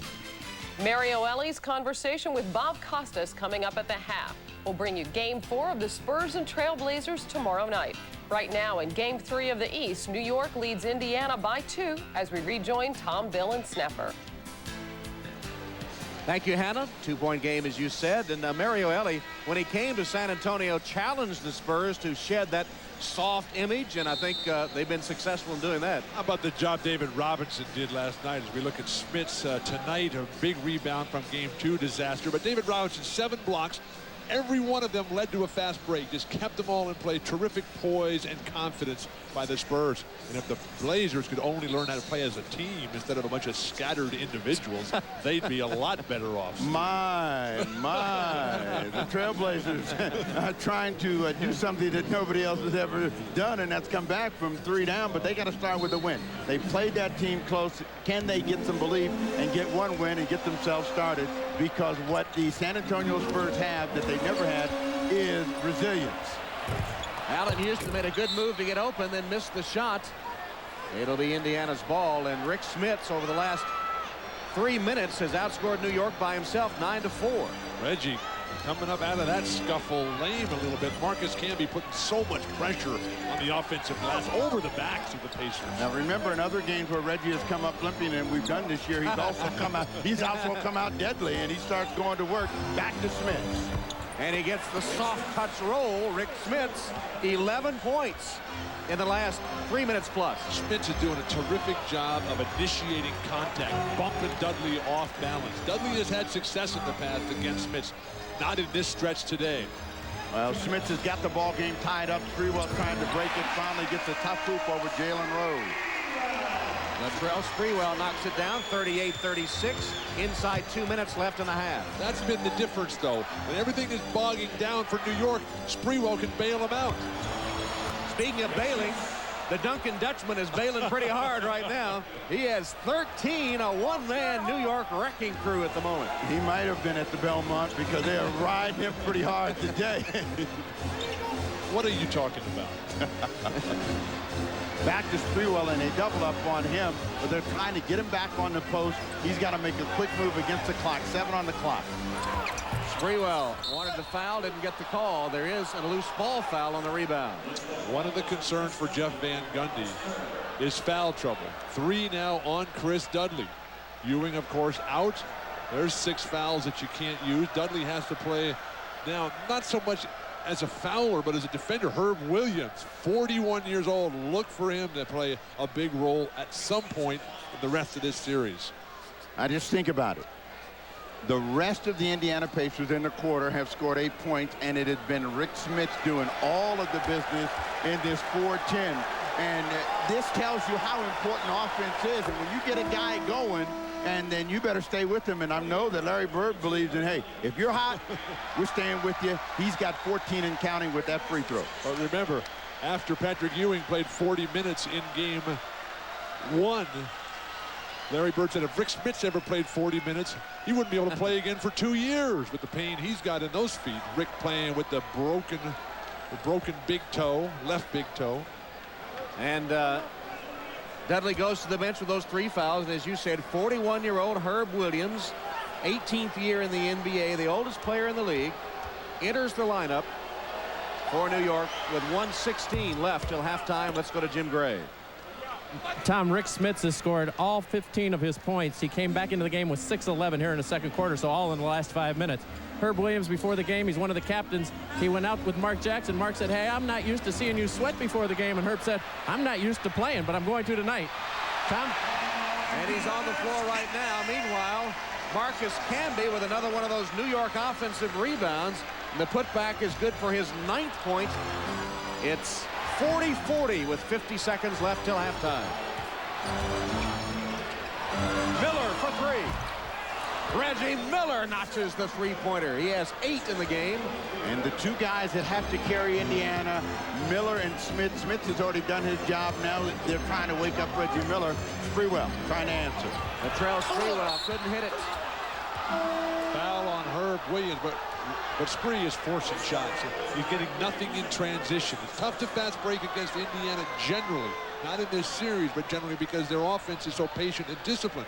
Reggie Miller hits that last 3. Allen Houston's got to know. Defend the 3-point shot. Make Reggie put it on the floor, particularly to his left. Reggie getting battered around. But Allen is just too far off him right there.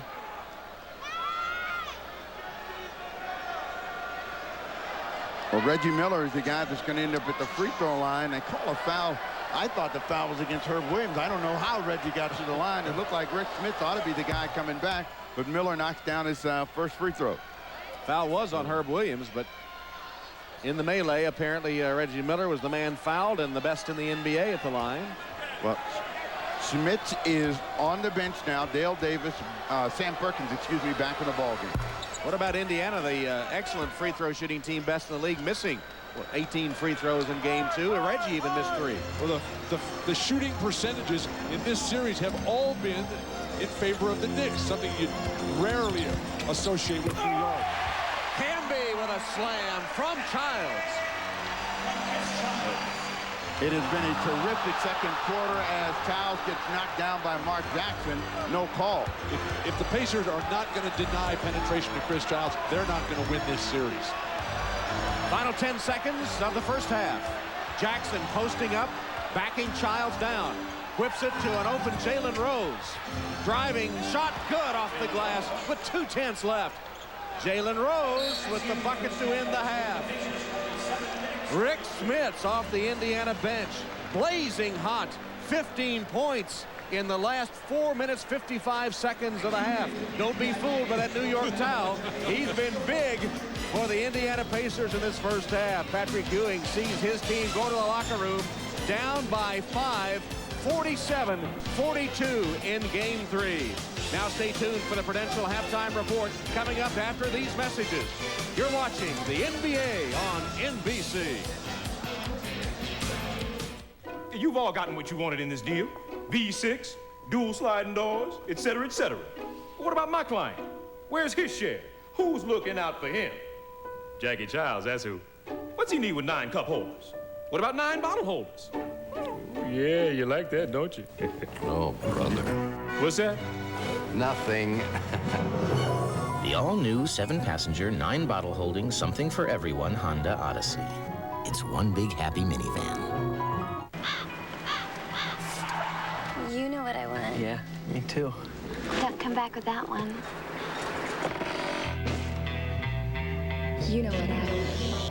And don't come back with that one. I only got the one. Don't come back with that one. Where's the next store? Yuma, 150 miles. Oh, too bad. Have you ever been to Yuma? EA Sports brings you Cyber Sammy.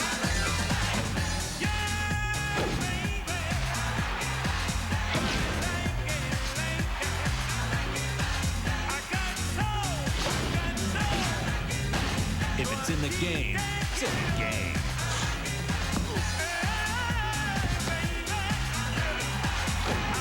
Triple Play 2000. EA Sports. It's in the game. 1-800-COLLECT presents Sergeant Savings.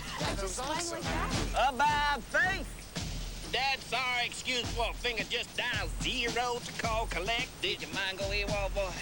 Why didn't you use 1-800-COLLECT? It's just a quick call. It doesn't matter, Sally. 1-800-COLLECT still cheaper by a buck or two. You understand, girly man? Yeah. Good. Now start saving and dial 1-800-COLLECT. Save a buck or two all day. Couples, Duval, Love, Norman, and Woods. A long list of honors define this select group. But none have had their names etched on this symbol of golfing supremacy. Will they finally realize the glory associated with winning golf's greatest championship, the U.S. Open, beginning June 17th on NBC Sports? This is the Prudential Halftime Report, brought to you by Prudential. Prudential, a leader in insurance, investments, real estate, and financial services. See why Prudential is today's rock-solid choice for your financial needs. It's halftime at Madison Square Garden. The Pacers lead the Knicks 47-42. Rick Smits on fire in the second quarter. 15 points, all of them coming in the second quarter on 5 for 8 shooting. Marcus Camby and Larry Johnson have 11 apiece for the New York Knicks. Hi, everybody. Hannah Storm back with Isaiah Thomas and Peter Vesey.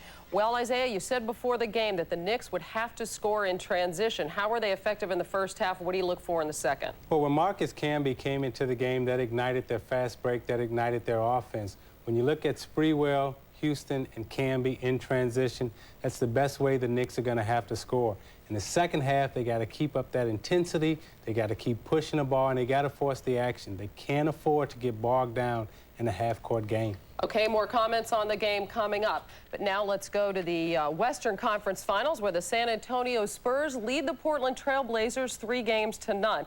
There's little doubt that right now the Spurs are the best team in basketball. And while Tim Duncan and David Robinson are their two best players, the supporting cast has been terrific all year. One of those players is the well-traveled Mario Elie, a two-time champion with Houston who brings great passion and emotion, not to mention an ability to hit big shots. The fiery Elie spoke with Bob Costas. I got to play with it. You know, I love the emotion of the game. I love the crowd. I feed off the crowd. This is the first team I've been on where, I mean, after 9 games, I think I may have got one chest bump. This team has great talent. A lot of these guys are very talented, but you need something else. You need heart and desire to win in this league. It's obviously essential to play with emotion, but it's not essential to display emotion. How important is passion in all this? Very important. You know, you gotta love what you do out there. You see all the great players showing it. Bird, you know, talking junk all the time. Magic with the smile and the leadership. Jordan with the swag and the tongue. You have to have a little of that. And I told Larry Johnson this summer, I said, the talent was never the problem with the Spurs. You know, we seem to be sort of a corporate team. Just come in, show no emotion, have no fun. Now Tim Duncan's waving his fist. Dave is chest bumping, Avery's chest bumping, and we just having fun out there, even though we know we're in a pressure-packed situation. On the other hand, you got to enjoy the game while you're out there. How much of what you've brought to the mix here is your specific basketball skill, and how much is an attitude? I think it's a little bit of both. If I didn't have 2 rings, Bob, to be honest, these guys probably say, what this guy's talking about? But they know I've been there. You know, I've been through a lot of tough games, and I went through them in '95, so they knew I knew what it take to get there. And I know the capabilities of Tim and Dave. Earlier in the season, them guys weren't living up to it. Letting guys move them around, being physical with them. And you know, I didn't like the way our team was headed. You know, we had too much talent. So I felt me as being one of the leaders on this team, I chose to spoke up, took a lot of flack for it, but in the long run, it seemed to help us. 7 seconds left. Avery out to David. David and Mario Elie for a 3. Bang! You played in the USBL, the CBA, the World Basketball League, in Portugal, Argentina, Ireland. The Spurs are your 7th NBA team. You were a 7th-round pick back when the draft went that deep in '85 by the Milwaukee Bucks. You're not supposed to be here. I'm not, and that's a good trivia question. I think I'm the lowest draft pick still in the NBA to this day, which is crazy, but just hard work, Bob. When I first got out of school, I went to a small school. I never didn't know about two-a-days. I didn't know about shoot-around coming from a small school. From that noted basketball factory, American International. They always say university, but it's American International College, what they seem to butcher it. And the only thing it's known for is the birthplace of basketball, but I just didn't have no knowledge of what went on coming into camp, so I felt, let me go overseas, work on my game, see the world, make a little money, and work on my game, and it seemed to work. It was a great experience. It humbled me a lot, you know, not getting paid that much, you know, working hard, you know, struggling year after year, and, you know, at age 27, telling my mom, you know, I'm gonna give it one more shot, and that 1 year just turned around for me.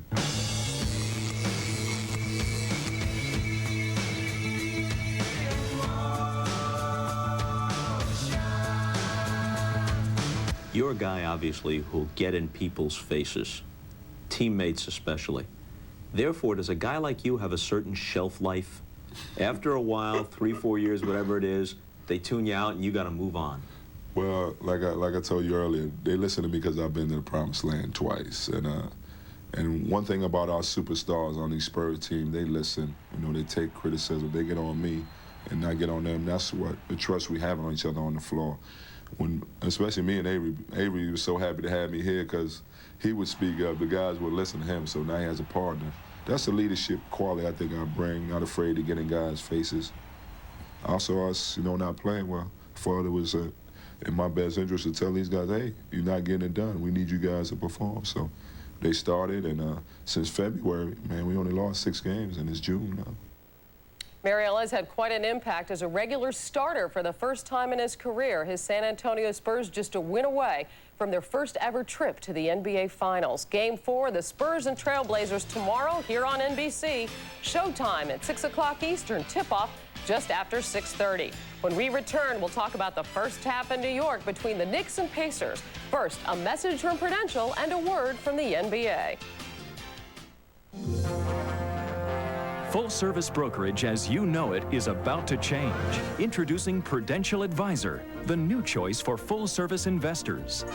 No traditional sales commissions, $24.95 for most trades, and an asset-based advisory fee. Plus the expertise of a personal financial advisor and online trading. Prudential Advisor. You'll never look at your broker the same way again.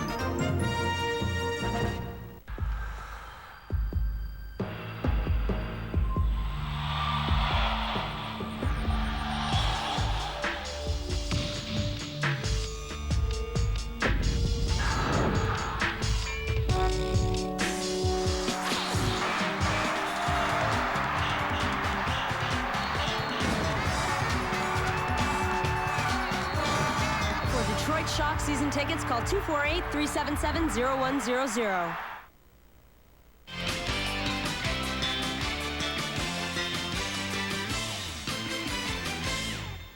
Halftime at Madison Square Garden. It's the Pacers leading the Knicks 47-42 in Game 3 at the Garden. A lot of speculation before the game as to what effect Patrick Ewing's absence would have on Rick Smits. Well, Rick Smits had a huge second quarter, Peter, but why? Well, Kurt Thomas, in the first 2 games, did a great job at fronting Rick Smits. Dudley, for the most part, plays behind him. When you front Rick Smits, it's very difficult to get a lob pass over him, over Thomas, because Smits can't move that well. So now once Smits is into his rhythm, it doesn't matter what Dudley does, whether he fronts him or plays behind him. But I don't think you can emphasize enough the fact that Mark Jackson has not backed down almost the whole game. He's allowed Smits to take over the middle. He still has 8 assists, but Smits is dominating the paint. Yes, he is, and the reason why he's dominating is because he's able to step outside, as you mentioned, with Dudley fronting him. He's able to move around Dudley a little bit, and he can get that outside shot. But look for Mark Jackson late in the game, if the Pacers need a basket, to go back into the post, because I noticed the one time he went down there, they didn't double team. All right, meanwhile, it was a busy day at the French Open. Andre Agassi concluded his semifinal match and the women's final as well. Steffi Graf facing Martina Hingis. The crowd at Court Central very vocal in its support of Steffi Graf. Hingis won the first set 6-4, had an early break in the second and seemed in control, but Graf rallied to take a 4-3 lead. This the most incredible point of the match.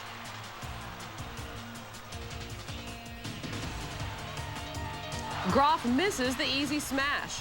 Pink walked off the court and into the arms of her mother, who had to lead her back onto the court for the awards ceremony. Groff, her first Grand Slam title in 3 years. Tomorrow, the men's final. Andre Agassi going for the only major title to elude him, taking on Andre Medvedev. And the women's doubles final. Hingis and Anna Kournikova facing the Williams sisters. In other sports news today, in the Belmont Stakes, Charismatic going for the Triple Crown came up short. Long shot Lemon Drop Kid won a close race over Vision and Verse. Charismatic pulled up at the wire, came up third.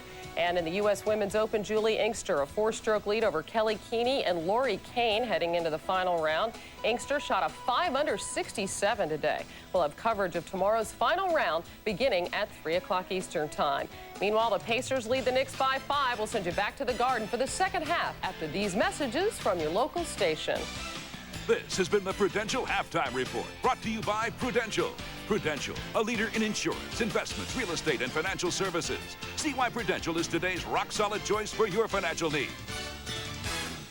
Hey, listen up. We're thinking about changing the Friends theme to this.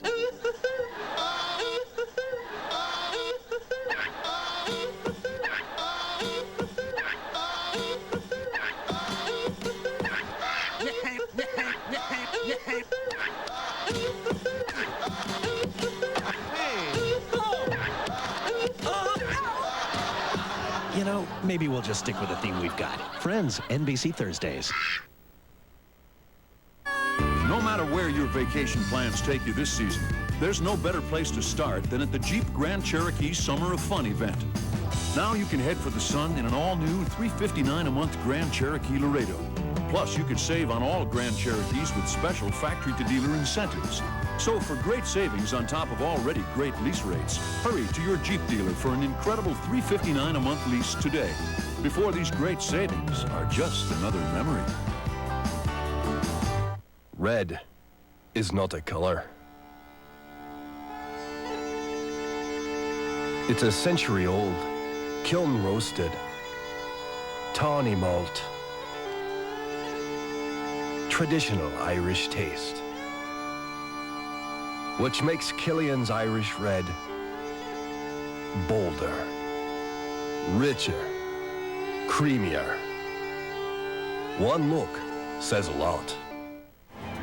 With the movie theater quality of a DVD player from Best Buy, you feel like you're really at a theater. Popcorn, anyone? Is everybody comfy? Yes. Enjoy your movie. Right. And only DVD technology allows you to take your movies anywhere. DVD? Which means you can watch thousands of movie titles that Best Buy offers wherever. Hey, don't forget to visit the snack bar, okay? Movie theater quality anytime, any place. Now get 5 free movies with any DVD player. DVD and Best Buy. Now that's a great idea. Hoedown, country music's biggest weekend, Sunday, 9 p.m. on Channel 4. This fall, Hello, Mr. President. get a taste of real power. From the executive producer of ER and the writer of A Few Good Men comes one of the next great American dramas. With the clothes on their back, they came through a storm. And the ones that didn't die want a better life, and they want it here. The West Wing, Wednesdays this fall on NBC. Halftime in the Big Apple, New York City, Madison Square Garden, Game 3, Eastern Conference Finals. Indiana Pacers went on a 22-10 run to close the half, and they have the lead here at intermission.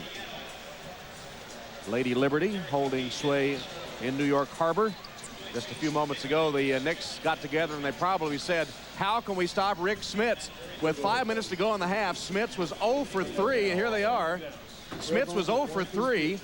The Pacers trailed by 7. Smits comes back in the game, and all he does in 5 minutes is score 15 straight points. What in the world ignited Rick Smits? Tom, the Pacers finally forgot about gimmicks and trying to take advantage of Patrick Ewing, who's not even here. They said, look, let's just play basketball. Rick Smits came out, found his rhythm after a horrible start. Reggie Miller did a lot of things out there. When the 2 stars deliver, good things happen. It was a horrible start, Steve, for Rick Smits. but he did finally get into it. Well, Rick Smits got in foul trouble early, and this was a big foul right here that put him on the bench. And then when he returned to the ball game, he started outside in. And when he can catch the ball, face the basket, get that jumper of his going, then he becomes a big threat, and that's what happened to get the 15 points. And Indiana's two big weapons, Rick Smits and Reggie Miller, came on late in the half. And the Pacers are up 47-42, third quarter coming up.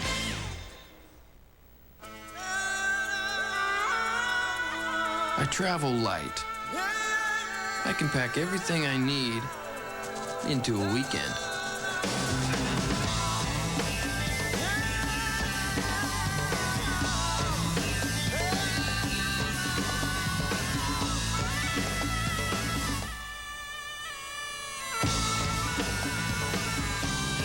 Ford Ranger, built Ford tough. Today, in the Atlantic Fleet, on board USS Enterprise, character was forged. Valor was commended. Minds were enlightened. Lessons were learned. fears were conquered. Worlds were discovered. Honor was defined. Courage was found. Commitment was sealed. Today on board USS Enterprise, over 5,000 journeys began anew. What did you do? What did you do today? Call 1-800-USA-NAVY. Let the journey begin. How far away are you from using the internet to solve a business problem? How far away are you from finding a great idea in your company's database? How far away are you from evolving the technology you have today into the solutions you'll need tomorrow? Well, if you start by building on software you know from Microsoft, like thousands of companies already have, you're closer than you think. The WNBA on NBC is back. The Houston Comets, the Washington Mystics. Two-time college basketball player of the year, Shamiqua Holtzclaw makes her national television debut as a pro versus Cynthia Cooper, Cheryl Swoops, and the two-time defending champion Comets. The WNBA on NBC, next Saturday at 4 Eastern. Welcome back to Madison Square Garden as we get ready for the second half. I'm Jim Gray. I spoke to Jeff Van Gundy. He was very unhappy with all the good shots that the Pacers got, shooting 54%. He said that is the reason that Latrell Sprewell really wasn't involved. He got no transition opportunities. They're going to try and get him involved with some more turnovers in the second half. As for Larry Bird, very unhappy with the turnovers, unhappy with the offensive rebounding. They were out-rebounded 11-3 on the offensive boards. And finally, spoke to Mark Jackson, and he said, as Marcus Camby comes in on a slam dunk, Mark Jackson said that they will not be looking specifically for Rick Smits here in the second half. They will only go to the guy who's open. Tom? All right, Jim. Charlie Ward with a steal, and Camby, who starts the second half, gets the finish. It's Ward, Johnson, Thomas, Houston, and Camby for New York. Indiana has its familiar starting quintet in there, and here's Rick Smits. He got another one. He's still on fire. 17 for Rick Smits in the last 5 minutes. If they don't come back to Rick Smits, something's really wrong over on that Pacer bench. Is Mark Jackson thinking we're crazy? The hottest hand out on the floor belongs to Rick Smits. They changed the plan. Marcus Camby. Camby up and under, 4 points to start the third quarter. Indiana has Jackson, Smits, Dale Davis, Chris Mullen, and Reggie Miller. Tom, Marcus Camby's got 15 points in 14 minutes. Charlie Ward should have given it up. They had a 3-on-2. It'll be Indiana's ball. The problem was that Larry Johnson was out in front of the ball. When there's a 2-on-1, which is created by the defense of Larry Johnson, then Larry gets out in front of the ball, and there's no angle for Charlie Ward to pass that ball. What about Camby, the trailer there? Yeah, I'll drop it behind your back, sure, but these quarterbacks, they don't know that. Thinking back to that pass at the end of game 2, only a quarterback could have made that one. It was brilliant. That was a great pass. But these quarterbacks, they can't see behind them like basketball players can. Jackson backing Ward down. Ward trying to stay in front of him. Jackson's little jump hook right under the rim. Couldn't hit it. Got his own rebound, and then Ward swiped it. Terrific hands, Kurt Thomas. Houston to Thomas. Missed the layup. Thomas again, blocked by Smits.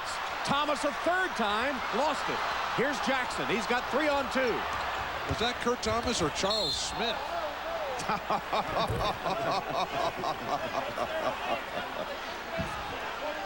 Who could forget the Charles Smith self-check that kept the Knicks from beating the Chicago Bulls? Now there's another foul against Kurt Thomas, and Jeff Van Gundy is saying, guys, we got to continue to get back defensively. Make sure you got some sort of pressure against Rick Smith, who is sizzling right now. Kurt Thomas has 3 fouls, but Indiana has turned it over 3 times in their 5 possessions to start the 3rd quarter. Davis, another turnover. The quick hands. Camby knocked it away. Allen Houston stumbled and still scored. Now the defense of the New York Knicks has forced some breaking opportunities, and Allen Houston gets his first. So Van Gundy obviously lost his voice in that locker room, telling these guys they have to do a better job defensively. Mark Jackson rattles it home. Jackson with a nice move to the hoop, and Indiana up again by 3.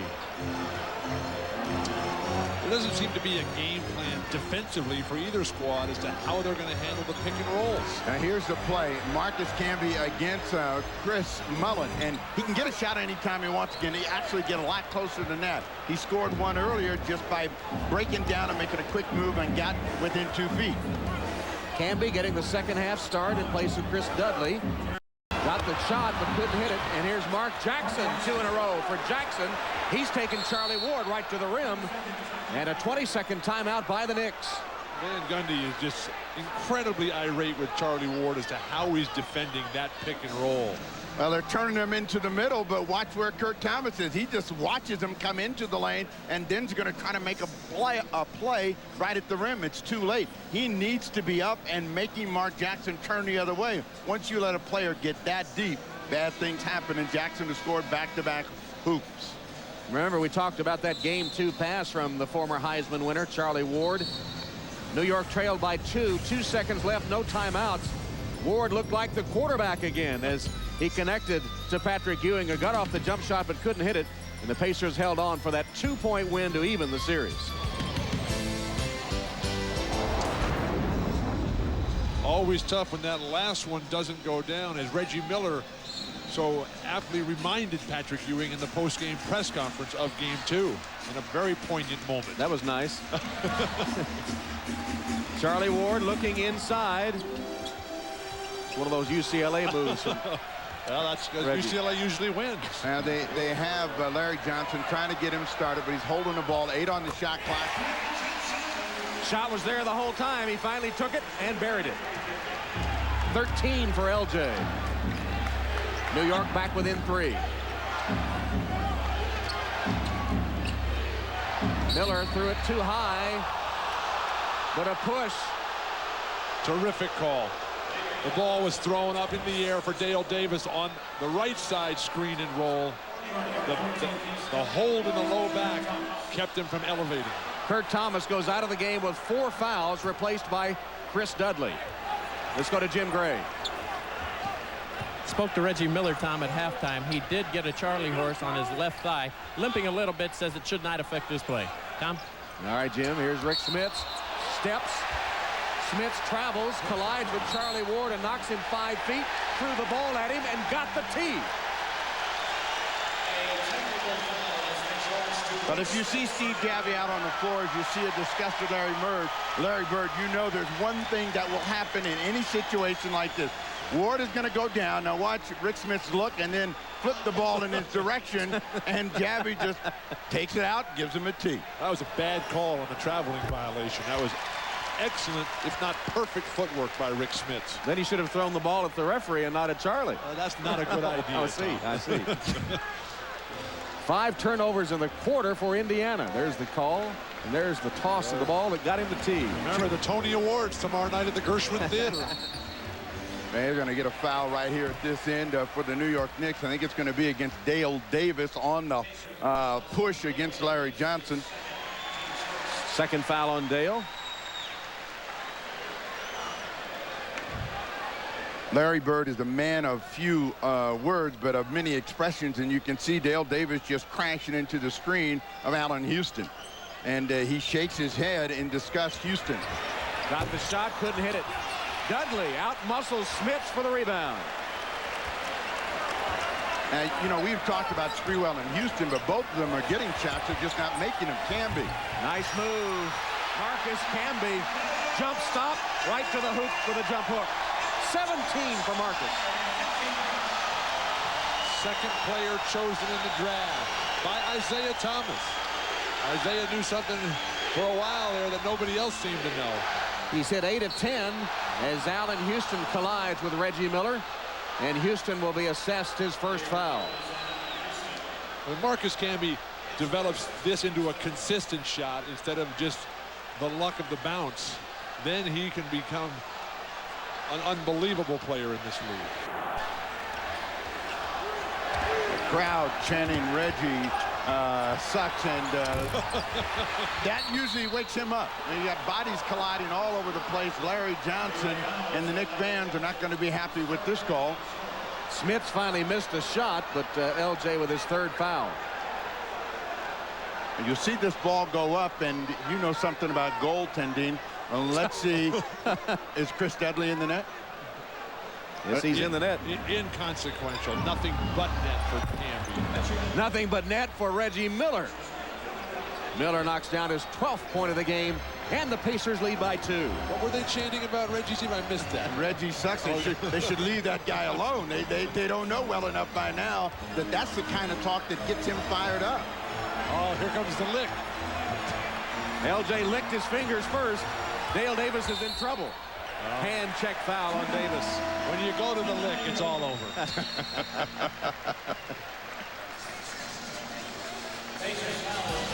All right, 6:59 left in the third. We're going to moisten our fingers, and we'll be back with the Pacers leading by 2. Go to the playoffs, NBA.com. Yeah, folks, there's some turbulence reported ahead. We're going to climb to 30,000 feet.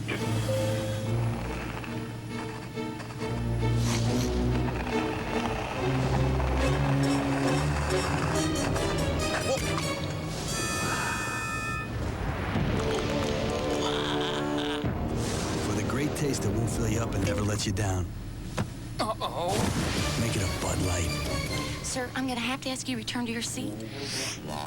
Make great things happen with Great White Paper. It's a great day for feeling your pride, and it's a great day for smiling inside. Yes, it's a great day, so throw your arms out wide. A great day for using Great White. Oh, it's a great day for making your mark, and it's a great day for working till dark.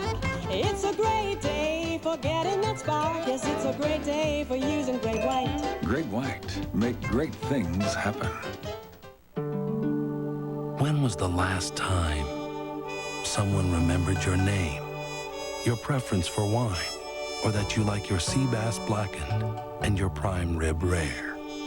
When was the last time the only difficult choice was steel drums or string quartet? And when was the last time you celebrated all night just because it's Tuesday? Holland America, it's time.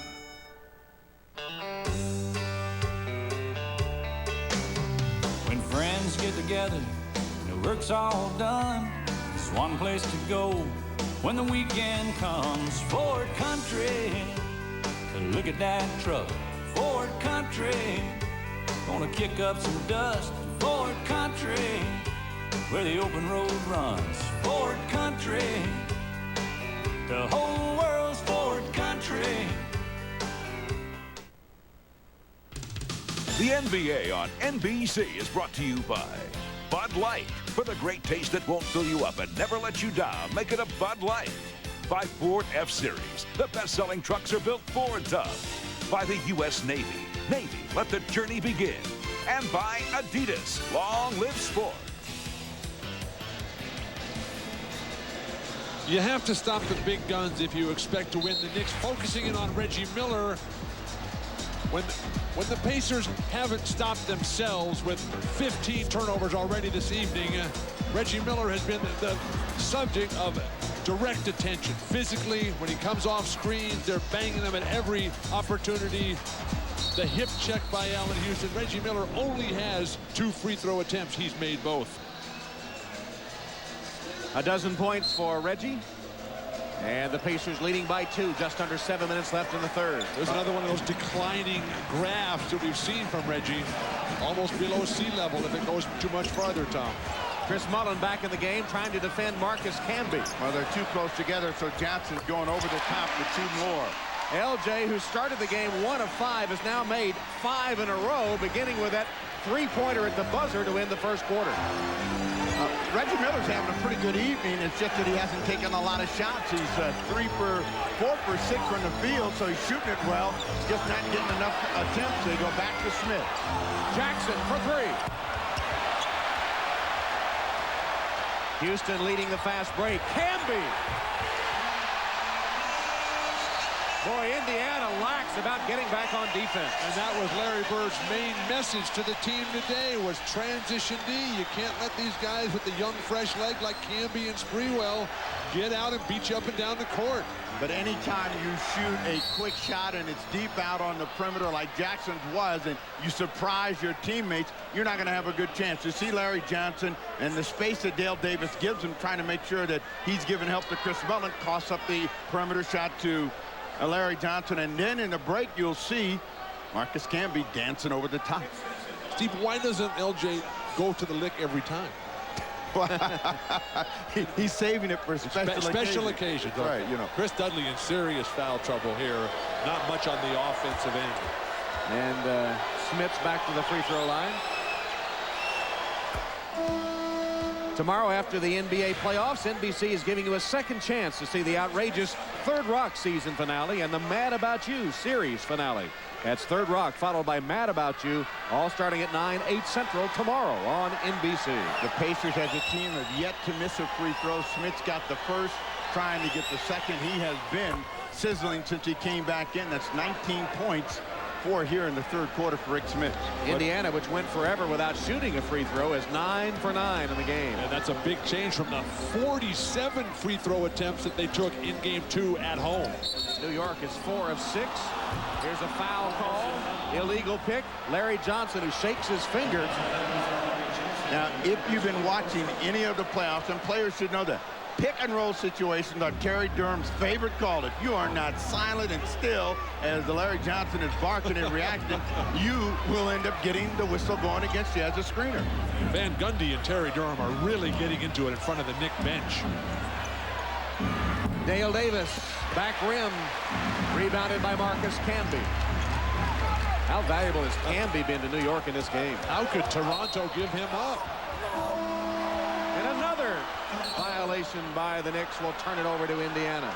I like that move that Jess Kersey made. It was a little Broadway himself. He gave us a watch it. And he come down here, put both hands on the ball, and come into the rim and got caught. You can do that in football. Kurt Thomas is back in for the New York Knicks. Tom, when you see the contributions of Sprewell, Camby,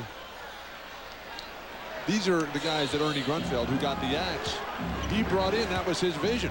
I'm wondering if he's going to ask for his job back.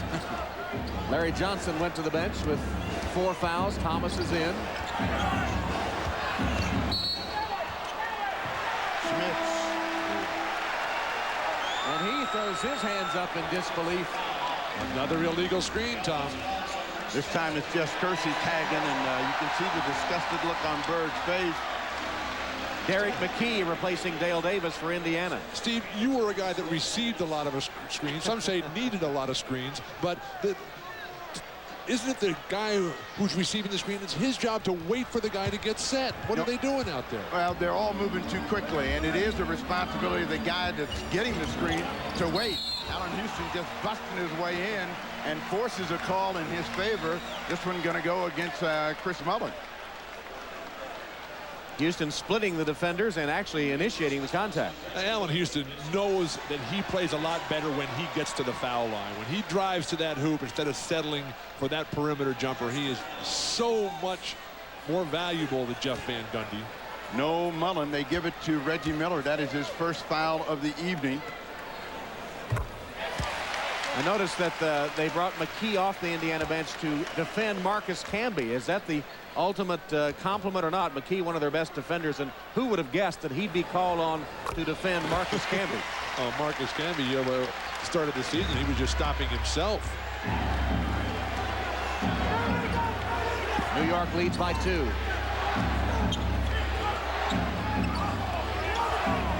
Mullen for 3. Bullseye. Chris Mullen buries a 3. He has 2 3-pointers, his 6 points in the game. And now with Sprewell back in the game, the Pacers scoring at a more regular clip. The Knicks can't run out of the net. Allen Houston lost it trying to dodge Rick Smits. This play right here had Jeff Van Gundy talking to his assistants. I told him, don't let him catch the ball in that kind of position. And we'll see if it has any impact as they try to find Rick Smits. Smits being defended by Camby as Allen Houston commits his 2nd foul. Remember, Sprewell used to be a teammate of Chris Mullen, and he told us that he learned something about Mullen, but he's not applying it right now. Mullen is the master of the seam. You give him one, he'll make you pay. Now that's a rarity right there. Chris Mullen clanging one. And tomorrow, 6 Eastern on NBC, NBA playoff coverage begins with NBA Showtime. Then the Trailblazers trying to stave off the sweep as they meet the San Antonio Spurs in Game 4. Showtime, then Game 4 in the West, starting at 6 Eastern tomorrow here on NBC. We got the great 3-point shooters here, Chris Mullen, Reggie Miller. How about the 3-point shooting for San Antonio with Jaren Jackson, Steve Kerr, Sean Elliott. Sprewell misses, got a good look, couldn't hit it. Antonio Davis, who just replaced Rick Smits for Indiana, collars the rebound. Sprewell 4 of 13 in the game. Antonio Davis fouled by Camby. The Knicks cry, and right now they cannot lose their focus on the officials. They've got to stay in the ball game. They got themselves off the floor after being down 5, got a 2-point advantage. Marcus Camby has been sensational since entering the ball game, but he did foul Antonio Davis, who goes to the line. Number 2 on Camby. Steve, you said when he says entering the ball game, remember he started the 2nd half. You and I are old enough to remember John Havlicek. He was the vaunted 6th man for the Boston Celtics. Havlicek would sit out the first 4 or 5 minutes of the game and then play the rest of the way, full 43 minutes. That's what Van Gundy is really going with now with Marcus Camby and Sprewell. Antonio Davis hits that free throw. Chris Childs is in at the point for the Knicks, replacing Charlie Ward. 3-point ball game, trying to go to Allen Houston on the post against Reggie Miller. Houston is not a great post player, but a tough fadeaway. Allen Houston now has recorded 13 points. His personal battle with Reggie Miller. Houston has scored 1 more point. Sprewell, Thomas nearly lost it out of bounds. Childs calling for it. Quickness advantage again for New York. Allen Houston. 2 in a row for Houston. That one from Sprewell. And as we've said before, the ability of Sprewell and Houston now to play together has been a big boost for the New York offense. 9 in the quarter for Houston. And Sprewell nearly dragged Jackson down. But that is the ultimate Sprewell move right there. But we'll go back and take a look at Allen Houston down on the post against Reggie Miller. Gets him planted and then a quick turn and pop. And that gets a little bit of offensive confidence for Allen Houston. And then Sprewell in transition trying to find his way through. Finds Allen Houston almost in the same spot. The result, the same. 1-point game.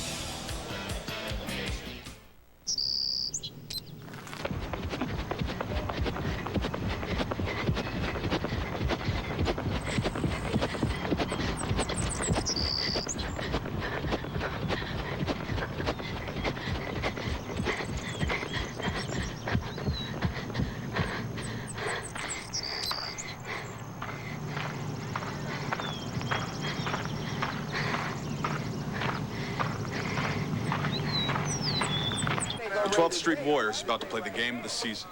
This time, it's all about pride.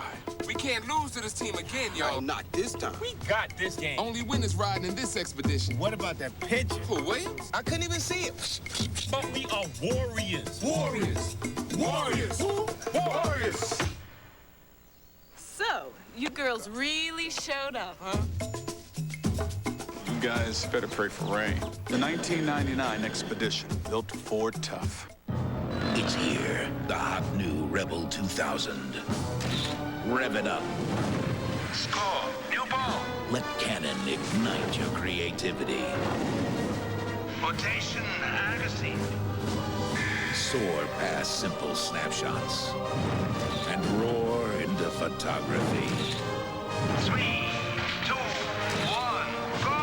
Agassi, game ready. The new Rebel 2000 from Canon.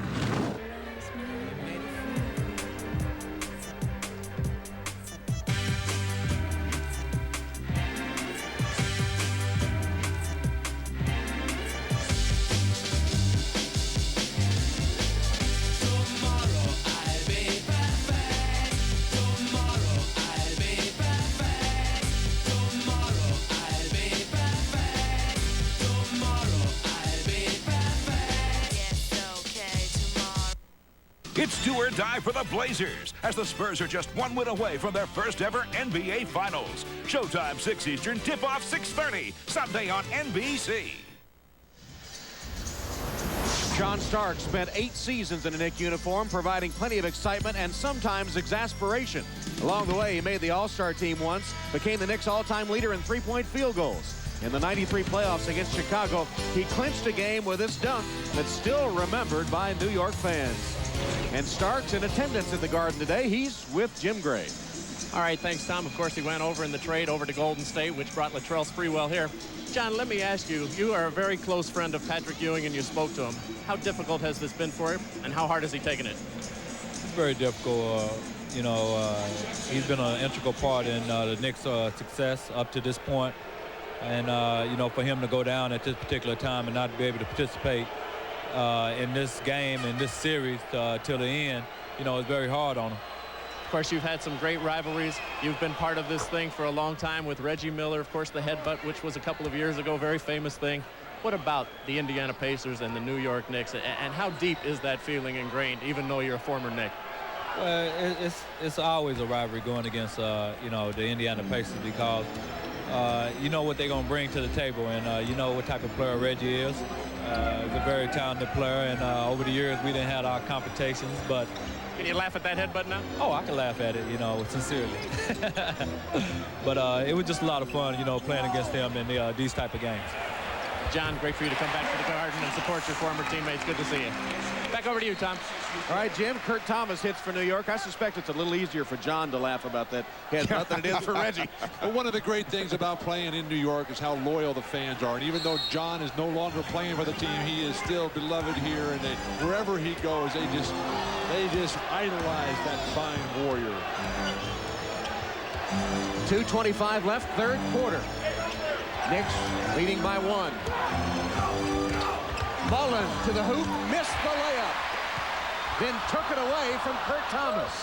Step back and shoot a 3 here. If the layups aren't going, the 3 has to be there. I love your logic. McKee had a mismatch with Childs and was fouled by Chris. When was the last time you had to step back and shoot a 3? Well, I tried to make my layups first of all, so I would never have to resort to that dynamic three-point shot that I possessed. Mullen out of the ball game. Jalen Rose comes in. McKee going to the free throw line. Had a good mismatch, went right to it. Childs picked up the personal. Derek McKee, who missed 37 games with right knee soreness, tendonitis.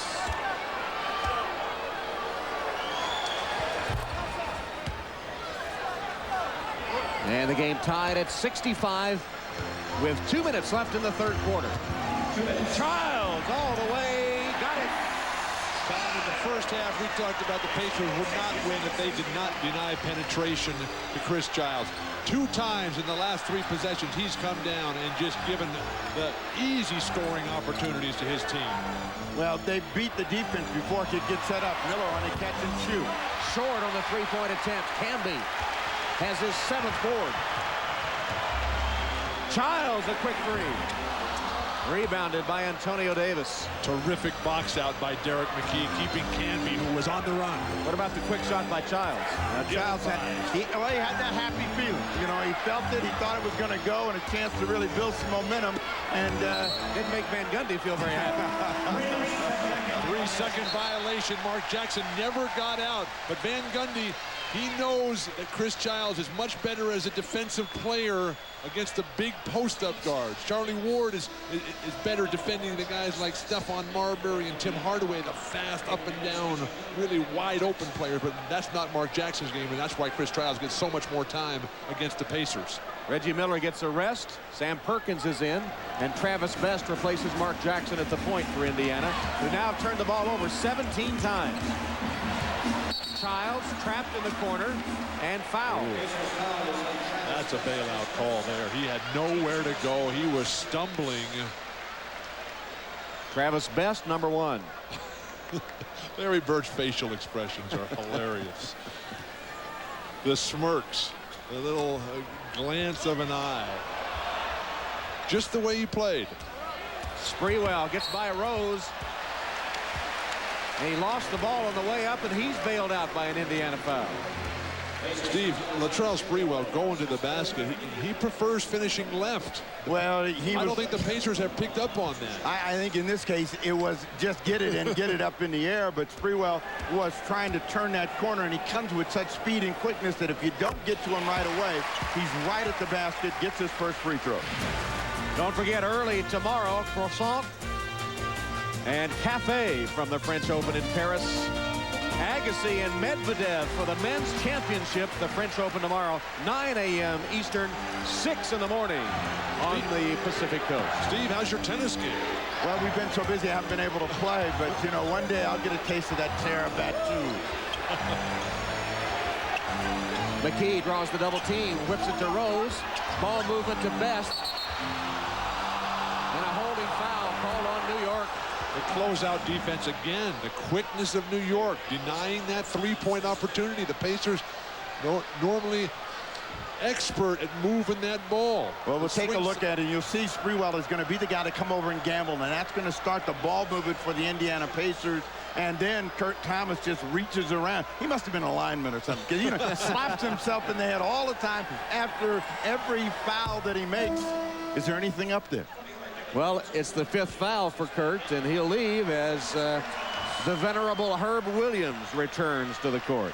Herb with a couple of stints to use up some time at the end of the first half, at the end of the third quarter here.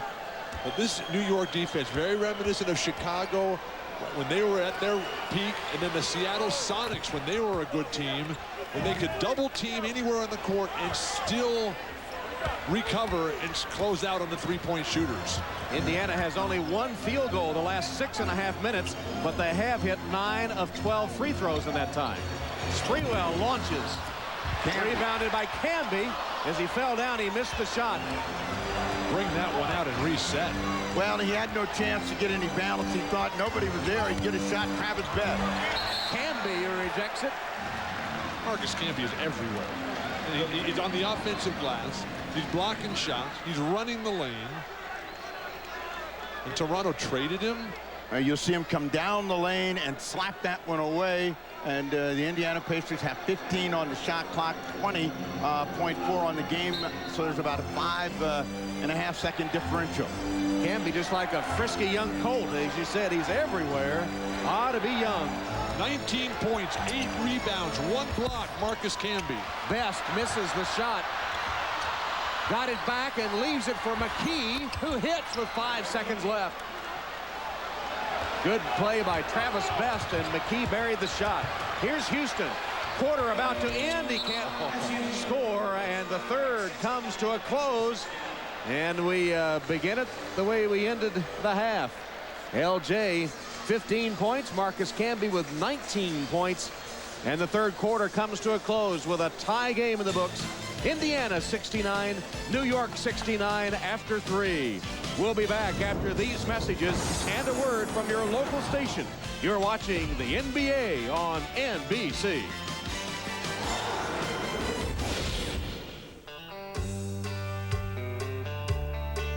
He's got pride in his heart dirt on his hands. There's one place to find a hard-working man. Ford Country, look at that truck.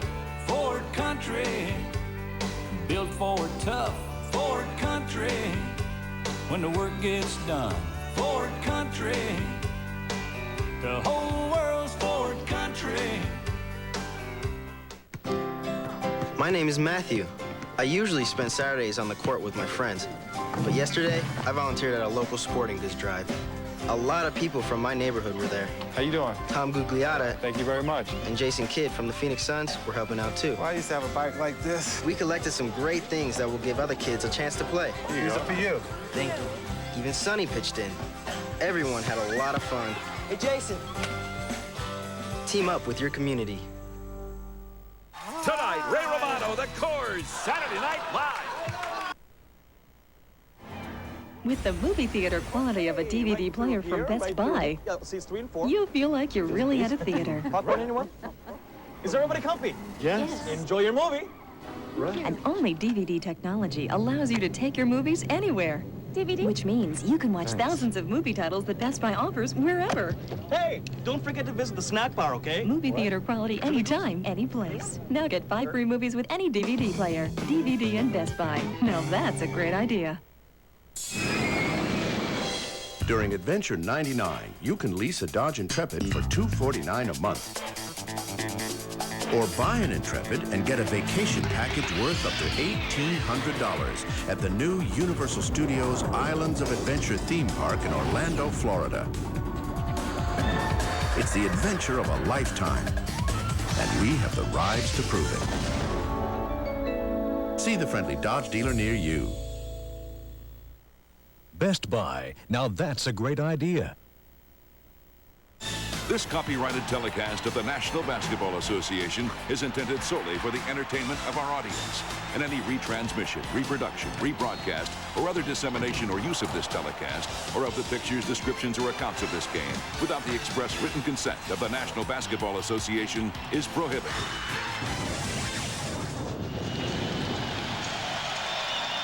The TV wand atop the Empire State Building, piercing the setting sun. Manhattan in the gloaming as we're ready to start the fourth quarter in Game 3 of the Eastern Conference Finals. The winner takes a 2-1 series lead, and we're tied at 69. Now, the Indiana Pacers came here to win one of 2 games so that they would get the home court advantage back, and they played very well. To start the fourth quarter, they've got to keep up their defense and find someone to score. Larry Johnson. He's the man to score, as he has been all afternoon. The Knicks with Larry Johnson, Chris Dudley, Latrell Sprewell, Chris Childs, and Allen Houston. Indiana has Travis Best, Derek McKee, Antonio Davis, Sam Perkins, and Jalen Rose. The Knicks living dangerously. Plays are being made, and guys are coming to a stop. Beautiful post-up. No stoppage at all there by Sprewell against Derek McKee. McKee, who also went to Alabama like Sprewell did. Little rivalry there. Chris Dudley is hammered. Had an open look for a moment, and now flagrant foul is called. And Jalen Rose is limping. He's holding about 7 different body parts. They converge on Chris Childs, who leaves it open for Dudley. And Dudley always has to collect himself. And you can see McKee came across. He didn't make a play on the ball. He went right into the arms of Chris Dudley. That's the reason for the flagrant. Steve, why are they pressing Chris Childs on the perimeter? Because he hasn't made a 3-point shot in so long, I can't even remember. Well, what he has been able to do, though, is come quickly and break down the defense, so they're trying to get up on him and make him change direction. I know that being further out on the floor is a little foreign for you. Just back off and let him make some jumpers. Dudley with and Larry Bird. Larry Bird shows what he thinks about Chris Dudley making a free throw. As you probably know, Dudley is a career, 46% free throw shooter. That good, huh? And 44% here in the series. He's the worst in NBA history. Larry Johnson gets around Perkins. who pushes him, and Sam Perkins picks up the foul. Well, Perkins did a good thing. He came over to stop the initial penetration, and Larry Johnson always likes that herky-jerky spin back. He came right back at him. Perkins never got set and got the foul with the hand check. Johnson wide open after he leveled Best with a pick, and he banks in the three. Yep, LJ. More penetration by Chris Childs. The horrible start. Larry Johnson perfect since opening the game ice cold. Including 2 threes, both of them very improbable. Best wide open for 3. He answers the LJ 3. Travis Best. Travis Best is normally an outstanding defensive player. He's got to just make it up in his mind that the only thing that I'm going to allow Chris Childs to do is stand in the perimeter and shoot jumpers. Enough of this penetration. But they're coming back across the middle and nailing him with the Larry Johnson screen. And when he gets screened, that's when Childs is able to turn the corner. This time he keeps him in front. Sprewell with 8 on the clock. Gave it up to Houston for 3. The rim's out, rebounded by Best. Indiana looks to reclaim the lead. But Chris Childs is not Tiny Archibald. He's not Lenny Wilkins, guys who you could never stop from coming down the lane. Partially blocked by Sprewell, but Indiana gets it back. 8 on the clock. McKee. Pretty turnaround, Derek McKee. 7 points off the Indiana bench. McKee averaging only 4 in the playoffs. Casper, the friendly ghost, has shown up and starting to make his presence felt. He's gotten a couple of big hoops against the clock, and Van Gundy is not happy. Indiana has reclaimed the lead. They're up 1, 76-75. It's do or die for the Blazers against the Spurs. Sunday night at 6 Eastern. You know, Kenny and I never compare statistics. Or Super Bowls. That way we can drink our Miller Lights without arguing. Right, Mr. Fewer career touchdown passes than me? Right, Mr. Never Been to the Big One. We only talk about why Miller Lite tastes great. It's the choice hops. No, Snake. Miller Lite tastes great because it's smooth. But let's not fight. Yeah, you're right. Let's be friends. Table ready for Mr. I don't have as many passing yards as Dan Fouts? Hey, that's you. Miller Lite. Taste the true Pilsner. Today's forecast looks fabulous. Nothing but sun, sun, sun. Turn up the AC, get out the old sunscreen. Trust me. Now to recap, high pressure area means not a trace of moisture.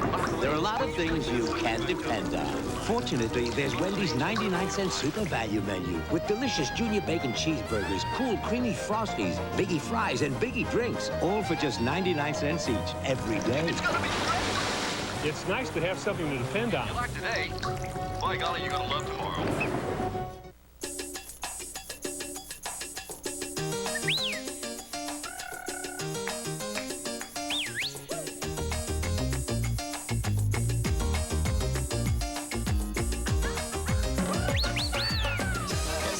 Salsa is most definitely in the hips. Because Visa can get you lessons at Salsa Lovers Dance Studio in Miami, where they're just not hip to American Express. Visa, it's everywhere you want to be.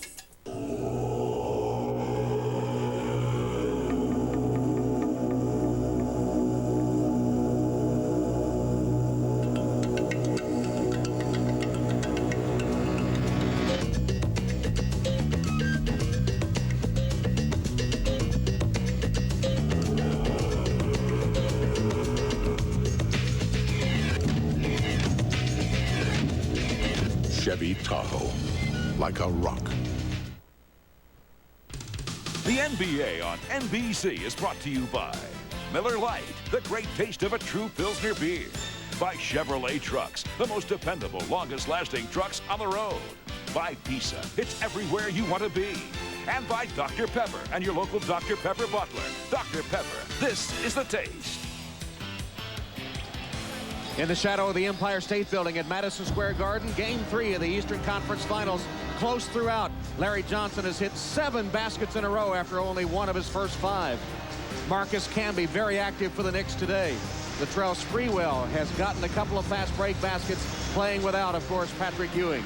Reggie Miller, a dozen points, but only 2 so far in the second half. Rick Smits in the first half scored 15 points in 5 minutes to keep Indiana in striking distance. And now 9:23 left in the fourth quarter, and Indiana leads New York 76-75.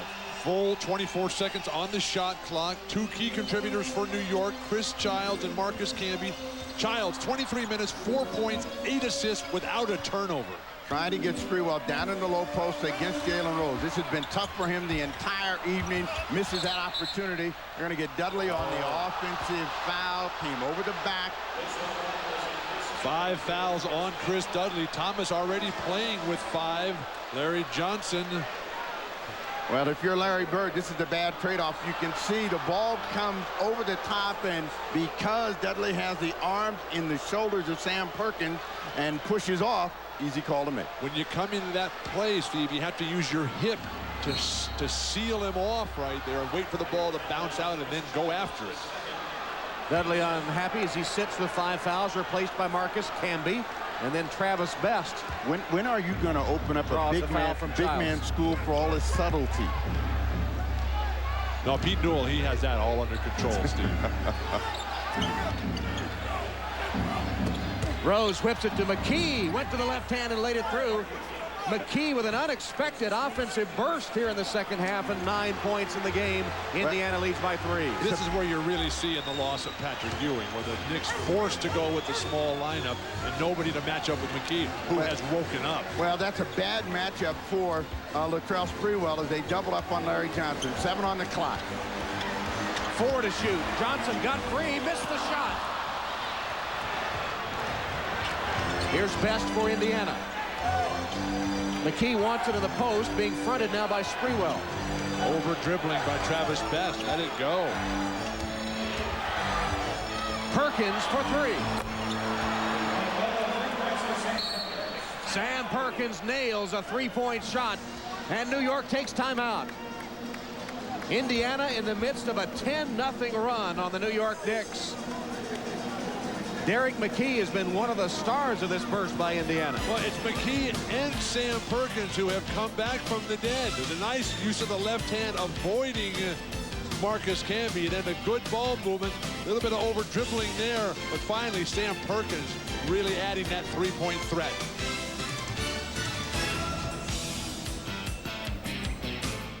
Right now, you can lease a 2-wheel drive Chevy Tracker for less lira, less coronas, less yen, less dirhams, and less bucks. Anywhere you go, any way you count it. Lease the agile and durable all-new Chevy Tracker for a lot less moolah. In fact, for only $189 a month. Call toll-free for lease details. See your Chevy dealer today for this special lease offer. The all-new Chevy Tracker. It gets around.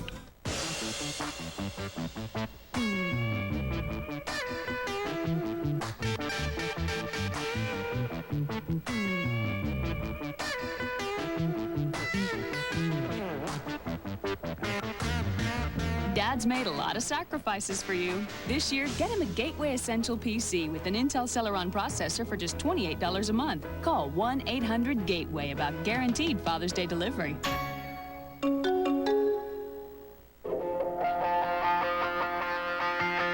It is not whether you fall down. It is whether you get back up. It is not the size of the dog in the fight. It is the size of the fight in the dog. It's not how hard you push along the way. It's having something in you to finish.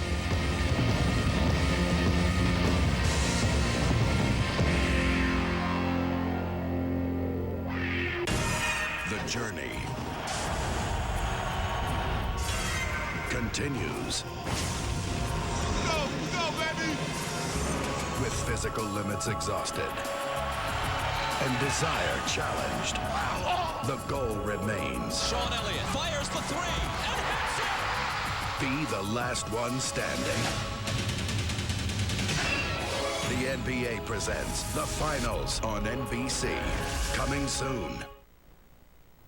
Hi, everybody. Hannah Storm in New York. At the French Open today, Steffi Graf won the women's title for the 6th time in her illustrious career, defeating 18-year-old Martina Hingis in 3 sets, 4-6, 7-5, and 6-2. The French crowd was solidly behind Graf throughout the match, often booing Hingis, who broke down and sobbed in her mother's arms after the match. We'll bring you the men's final tomorrow. Andre Agassi against Andre Medvedev. Agassi will try to complete a career Grand Slam. It all starts at 9 a.m. Eastern, 6 a.m. on the West Coast. Let's go back to the Garden and rejoin Tom, Bill, and Snapper. Thank you, Hannah. We'll be up early for tennis tomorrow morning. Meanwhile, issues still to settle here in Game 3. Since Larry Johnson banked in that three-point shot, Indiana has scored 10 in a row, and they've taken their biggest lead. Childs kicks it out. Good save by Allen Houston. And an Indiana foul. Travis Best is hurt. Mark Jackson immediately just substituted himself. He said, I've seen enough of this. But the wild pass after Chris Childs just waltzed into the lane, created an opportunity. Easy play there by Childs down the lane. He comes up hobbling right there, and he just ran over and grabbed him, wanted to get out of the ball game. So he obviously got hit on that drive by Childs in the corner. Larry Johnson. That's his first miss in 8 shots, rebounded by Jackson. 15 lead changes and 15 ties. Right now, the momentum belongs to Indiana.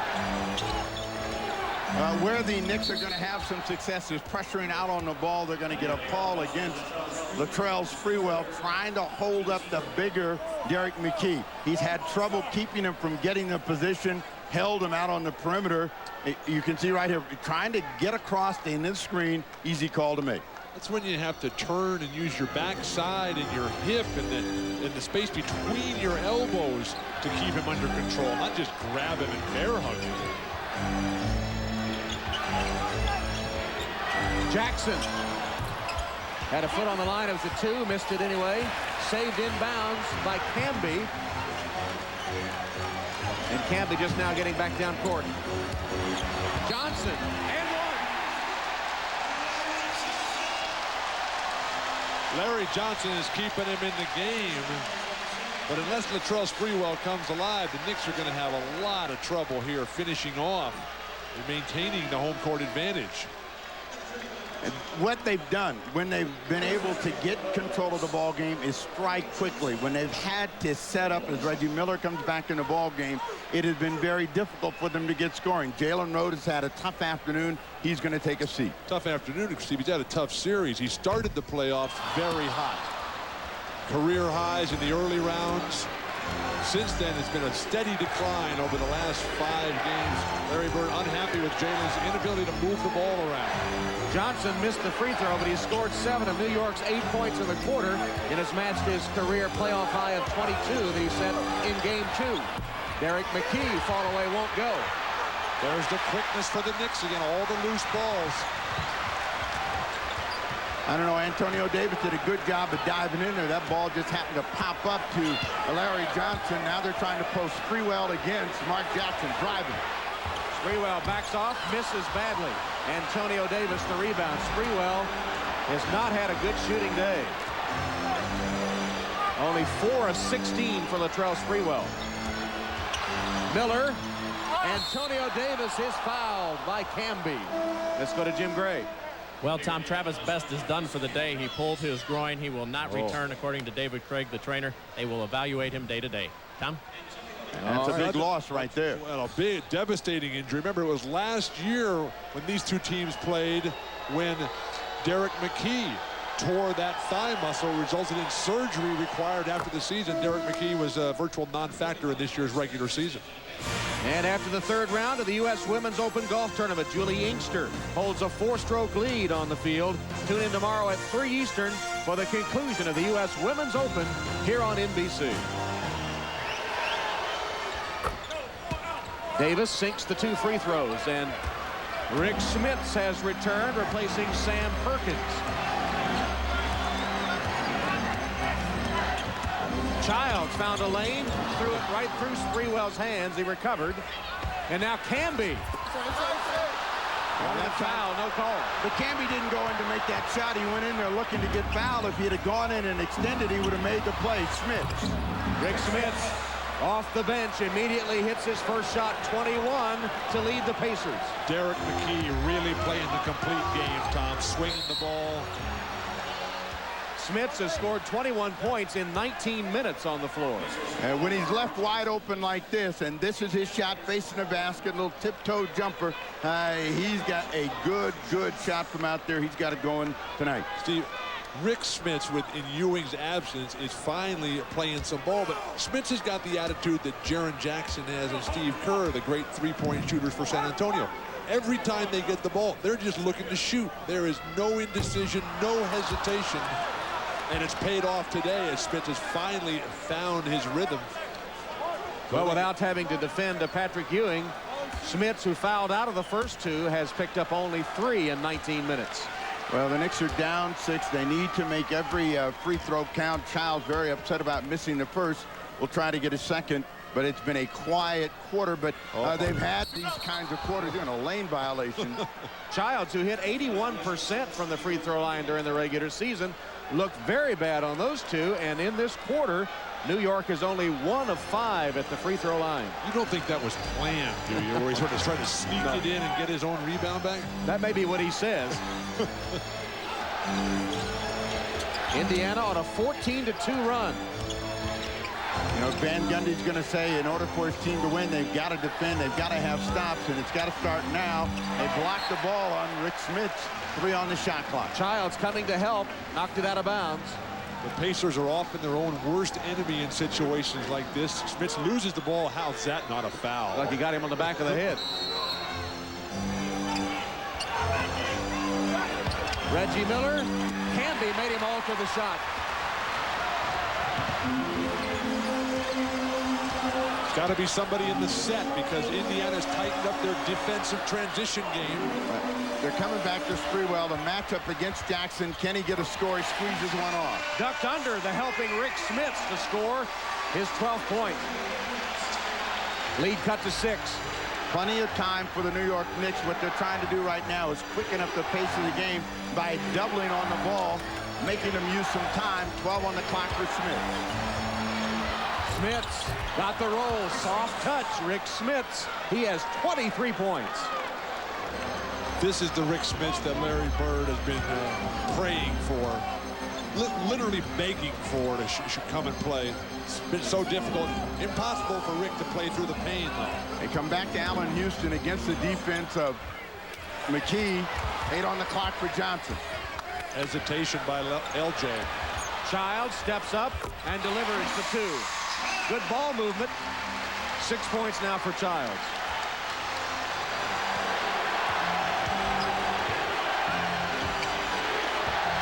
Jackson in some trouble, got rid of it to Smits and takes it back. Childs all over him.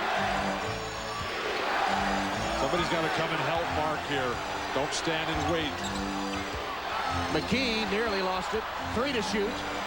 1 to shoot. McKee got it away. Couldn't hit. Rebounded by Larry Johnson. Childs calling for it. Has it. Sprewell again here. Not Sprewell against McKee. And when they get him in a mismatch and they're trying to screen and get Jackson to switch, it works. Childs goes on his own. Missed it. Camby blasted through Smits to commit the loose ball foul. 4 on Camby. And walk into the other end of the floor. That means Rick Smits is going to be the guy to shoot the free throws with 3:21 to go. Van Gundy not panicking yet, but certainly concerned with his offensive possessions. He's only gotten 11 points so far, 12 points in the quarter. Look what Smits has done tonight compared to the first 2 games of the series, and he's 7 for 7 at the free throw line.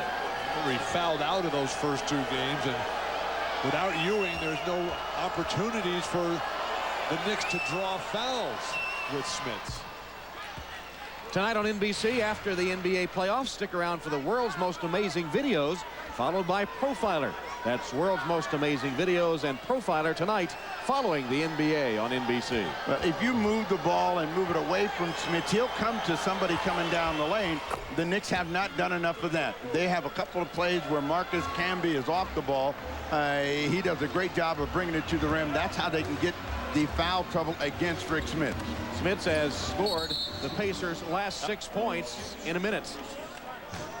Scored 15 straight in 5 minutes in the second quarter. Van Gundy telling us before the game about Smith. He says the best defense against Rick Smith is for him to get in foul trouble, but no opportunity for that. Somebody should drive the ball right at Rick, try to get him out of the game with fouls.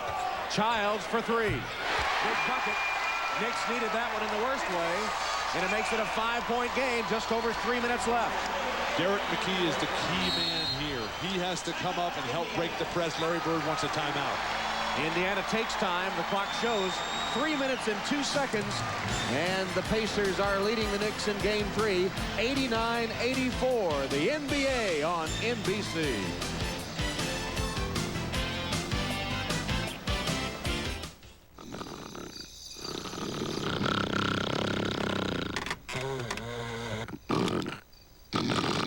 Here, kitty, kitty, kitty.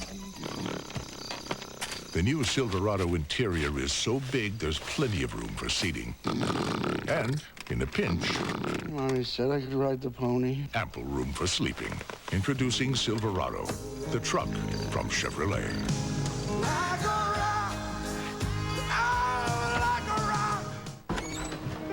Honey?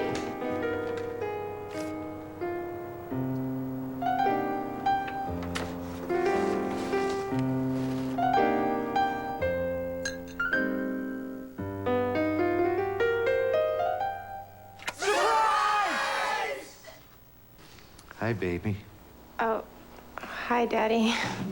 There's ordinary beer. Then there's the Michelob Light. Beer or Michelob?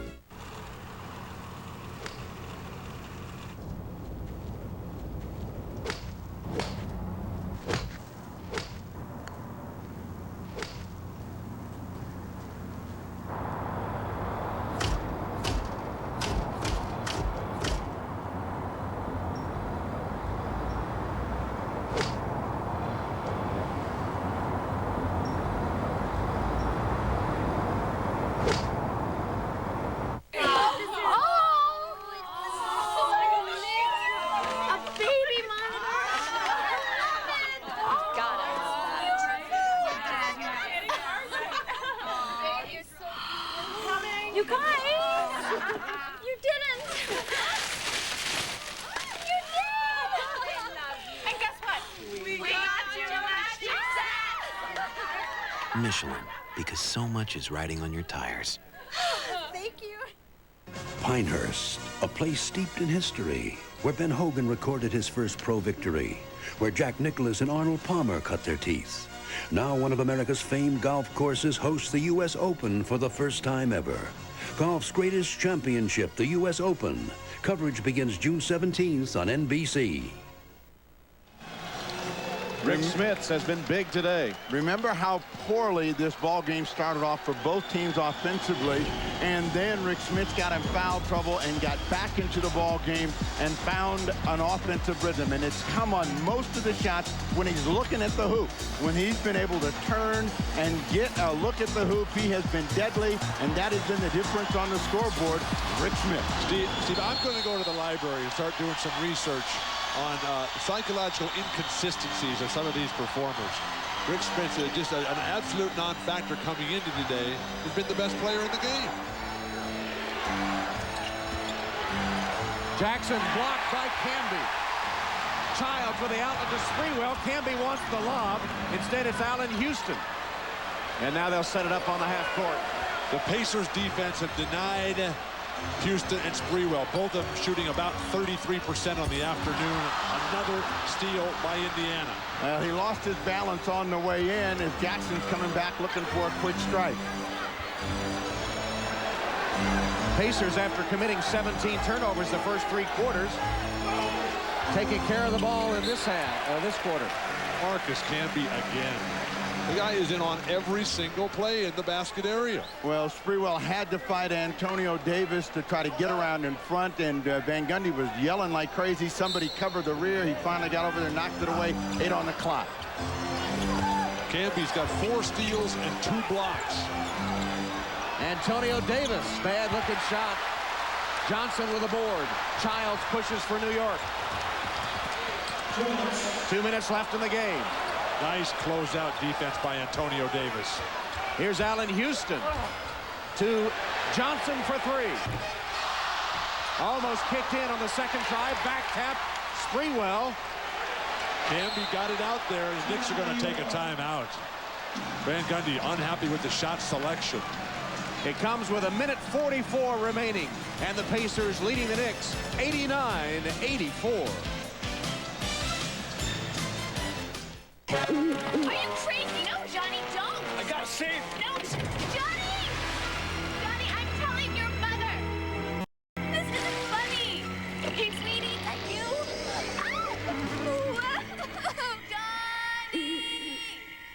Johnny! Johnny! I got him. Oh, thank goodness. Johnny? Can I have yours? Oh. America's got gumption. Ain't nobody crying. The kind of can-do spirit that's in every Chevy Malibu. Ain't nobody worried. A car so carefully crafted, so darn tootin' tough, it can go up to 100,000 miles before its first scheduled tune-up. Yes, sir, it's gumption on wheels. The car you knew America could build. Malibu. Genuine Chevrolet. Oh, I'll take you there.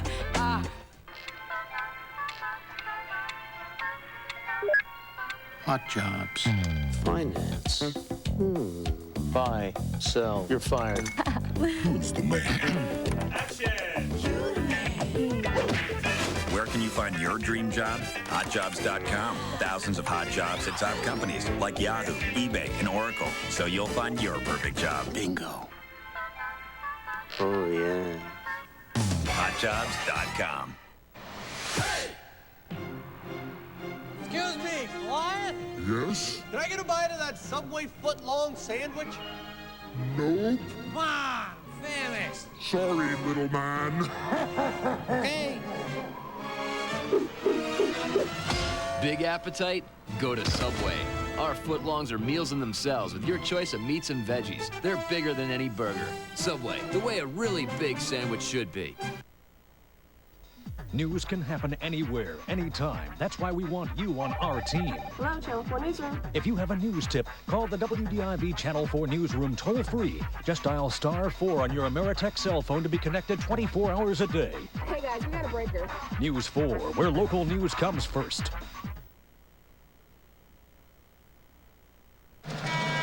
89-84, fourth quarter, game 3. And the celebrities out in force for this Eastern Conference Finals game. Alec Baldwin. Billy Crystal is here. Spike Lee, of course, in his courtside seat. Jim Fossil, coach of the New York Football Giants. Tom Brokaw. Matthew Modine and Peter Boyle. Big NBA fan, Penny Marshall. And the NBA Commissioner, David Stern, is here. New York Knicks trailing by 5 with 1:44 left. What's important for the Knicks is to get a score in this possession. That means they're down 3 with plenty of time to work. Sprewell. Latrell Sprewell rejected by Smits and out of bounds with 11 to shoot. Rick Smits, not a noted shot blocker. That time standing tall. They forced the double clutch. They reached down low and stripped him, and when he brought that ball back down, Smits just towered over the top. And they get a layup from Sprewell on the inbounds play. Derek McKee ended up on his back, freeing up Sprewell. Lead cut to 3. Here's the trap. Jackson in the backcourt calls a timeout. And there'll be 2 seconds to go to get the ball over half court. 22nd timeout, Bird signals. So New York works the inbounds play to perfection to get the layup, and then ratchets up the defense a notch, causing Jackson to take the timeout. Well, remember in game 1, they were down by 5, 2:20 to go in the ball game, and they rallied, got in the ball game, and then it was free throws down the stretch, and Larry Bird is trying to make sure, A, he gets that ball across center court, and they're in an attacking mode because they're in the penalty. They could be shooting free throws. Don't forget, we'll go out west tomorrow for further NBA playoff action. Starts with NBA Showtime, 6 o'clock Eastern here on NBC. And then the Spurs look for the sweep for the Trailblazers. NBA Showtime and Game 4 in the West starting at 6 Eastern tomorrow here on NBC. And now Indiana takes a full timeout. Larry Bird trying to make sure here in the final minute 24. Back after these messages from your local station, the NBA on NBC. What a Sunday! A second chance to see the finales of Third Rock and Mad About You. First, Third Rock's got William Shatner. Oh. And the alien baby is coming. What will it look like? Then, the extraordinary Mad About You finale you've heard about. Did you just kiss me? Third Rock and Mad About You finale, Sunday at 9, 8 Central on NBC. Okay, here we go. Oh, hey, guess what? I can't eat this. It's got mustard on it. Mustard is so out. Wait, sorry, mustard is out? Yeah, it's tacky. I read it. Where? Condiment Weekly? Well, he's right. Ketchup's the new mustard. Okay, I don't know if anyone cares, but our chef over there just washed his face in the hot dog water.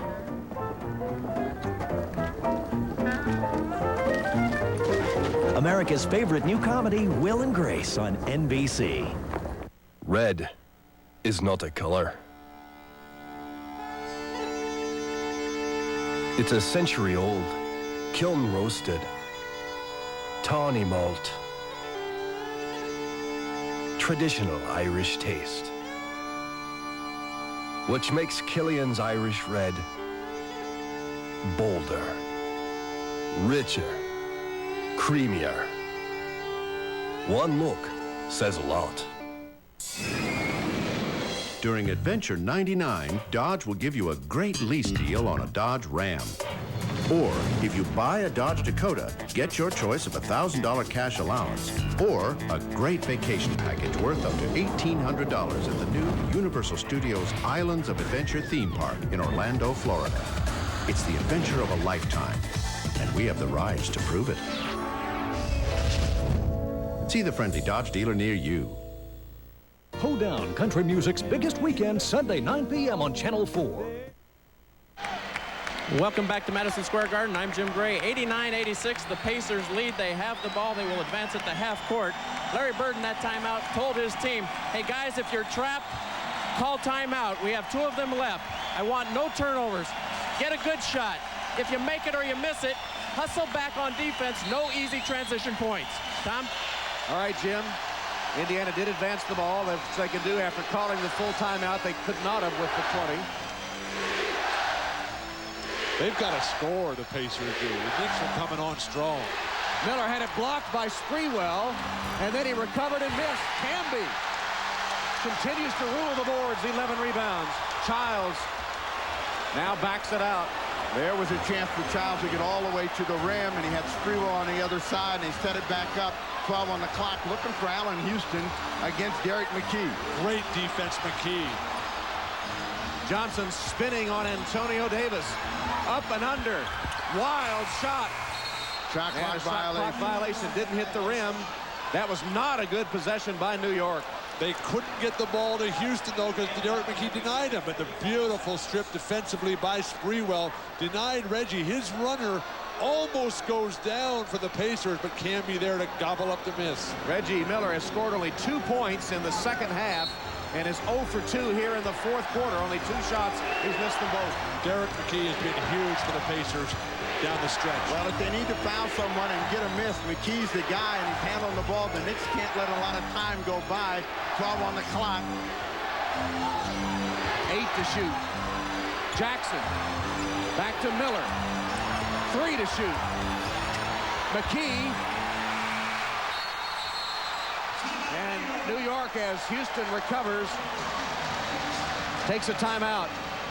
Pacers first turnover in the fourth quarter, and New York has it down 3 with 20 seconds left. Nobody wanted to take the shot for Indiana. Jackson backed it right out, swung the ball around to Reggie. He couldn't turn the corner to get down the lane, and then Derek McKee passed up a look. Turnover. Knicks still alive.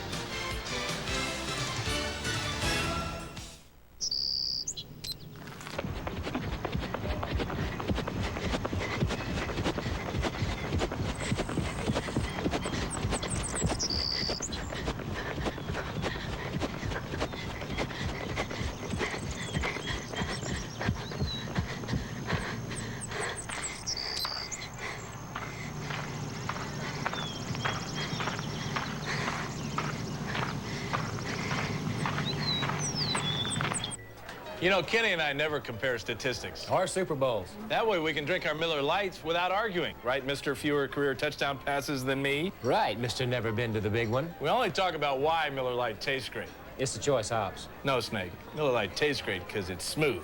But let's not fight. Yeah, you're right. Let's be friends. Table ready for Mr. I don't have as many passing yards as Dan Fouts? Hey, that's you. Miller Lite. Taste the true Pilsner. 20 seconds remaining in game 3. The Indiana Pacers 89, the New York Knicks 86. The winner will go up 2-1 in the series. New York has only 1 timeout remaining. Indiana has 2. Neither team with a foul to give. Well, the strategy for the New York Knicks has to be to take the first score available, and it should be a quick-hitting 2. If you missed a 3 and they get the ball back, you have to foul. Now you're down 5. There's still a lot of time. They can get the 2, come back and foul and try to steal the ball. Put someone like Derek McKee on the line, Antonio Davis, they might get a miss. They're right back in it. Dale Davis has also been in the ball game. So there are a lot of things in favor of the New York Knicks going for a quick 2. In this scenario, the defense, the Pacers, for instance, they often are very cautious, don't want to foul. If the Knicks can score right away, Kurt Thomas and Chris Dudley not in the game, they both have 5 fouls. Larry Johnson has 4. Charlie Ward back in the ball game along with Childs, Camby, Sprewell, and Houston. Ward replaces Johnson, so the 2 point guards are on the court at the same time, Ward and Childs. Larry Johnson is too good a scorer to take out here. Sprewell takes the inbounds pass against Derek McKee. Still on the move. Dishes to Camby. Block, but a foul. Mishandled that. That was a jam setup if you've ever seen one, and he couldn't, and he's had a great afternoon. Handle that one to finish the play. Sprewell is thinking pass the entire way down the lane. He finally breaks down the defense, and Dale Davis, Antonio Davis both come to the ball. Beautiful pass, but you have to remember that Camby nor Latrell Sprewell have ever been involved in a playoff run before. And not aware of how much you have to keep playing. This is Camby's first try at the playoffs. Sprewell never won a playoff game in 3 attempts at Golden State. Camby sinks the free throw. He's 2 of 4 at the line in the game. That was his 20th point, but his first in this 4th quarter. Now Chris Dudley replaces Charlie Ward. And Jalen Rode comes back in the ball game. Derek McKee goes down. The margin is 2 with 13.8 seconds left. Terry Durham stepping in to make sure that all players are outside the 3-point arc before they come charging in up Camby's backside on an attempted miss here. I think he tried to make this one. And he does. Good foul. It's a 1-point game. The Indiana timeout. 13.8 seconds on the clock. Indiana's lead is 1. They'll have the ball when we return to the Garden. The NBA on NBC. As the pilot flies through the night sky, the helmsman steers a course that is true. The landing signal officer checks the approach. The weather crew keeps an eye on the storm. The air traffic controller directs every move. The air boss orders a clear deck. The captain gives the final word. And the plane safely lands on board USS Enterprise. In the Navy, no journey is ever made alone. Call 1-800-USA-NAVY. Let the journey begin. The Toronto lead is still double figures. Christie coming across, gets the ball from Carter. Vince Carter, has he got Hawks? Look at him fly. Oh, no! Vince Carter doing what he does best, the aerial attack. Okay. Come on, Rook. What's up, man? Let's go, man. I got you. Don't buck him. No, sir. Go, baby. 1, 2, 3, play. 89-88, and this is hugely Miller time. Reggie Miller has killed the Knicks in the final seconds of many games, but not in game 1 of this series. New York's tight defensive play didn't allow Reggie to get open, and it wound up coming to Mark Jackson, who took the 3 to try to tie the game. It missed. New York came away with a victory. Then in game 2, score tied. Reggie did get the ball and managed to draw the foul from Chris Childs. Miller hit both free throws to give Indiana the margin of victory in a 2-point win that tied the series. That was a game-winning foul. Oh, my goodness. Reggie Miller, top playoff scoring games at Madison Square Garden. Won a lot of those games. But today, he hasn't scored a field goal in 19 minutes. Reggie's the best free throw shooter in the league. The Pacers have had trouble in the early rounds of the series getting the ball to Reggie. Other teams have double-teamed Reggie, denying him possession.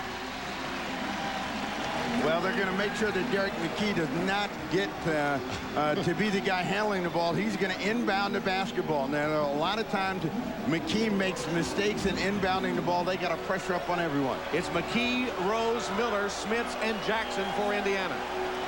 If you can't foul McKee, Jackson's the one that missed the big free throw in game 1. Gave the Knicks an opportunity. Smits wants the run out on the long pass. Instead, it's Jackson wide open.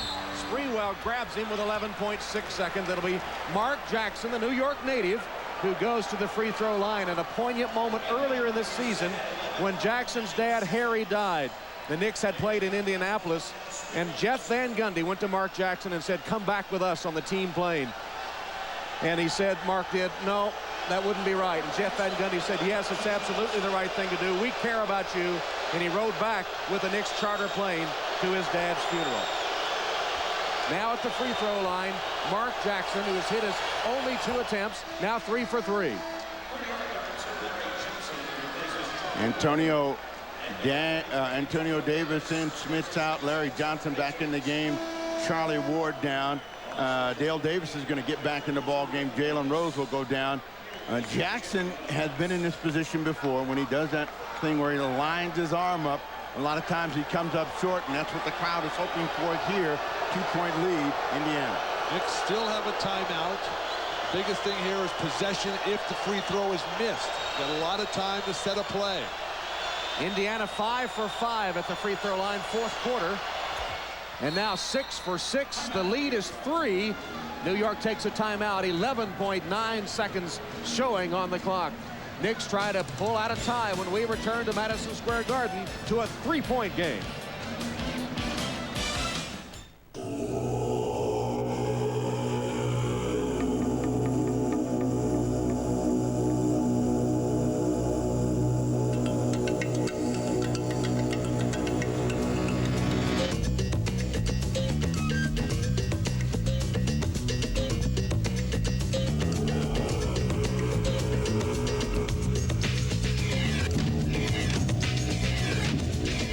Chevy Tahoe, like a rock.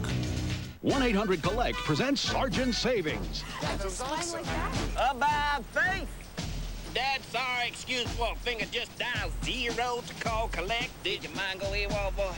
Why didn't you use 1-800-COLLECT? It's just a quick call. It doesn't matter, Sally. 1-800-COLLECT still cheaper by a buck or two. You understand, girly man? Yeah. Good. Now start saving and dial 1-800-COLLECT. Save a buck or two all day.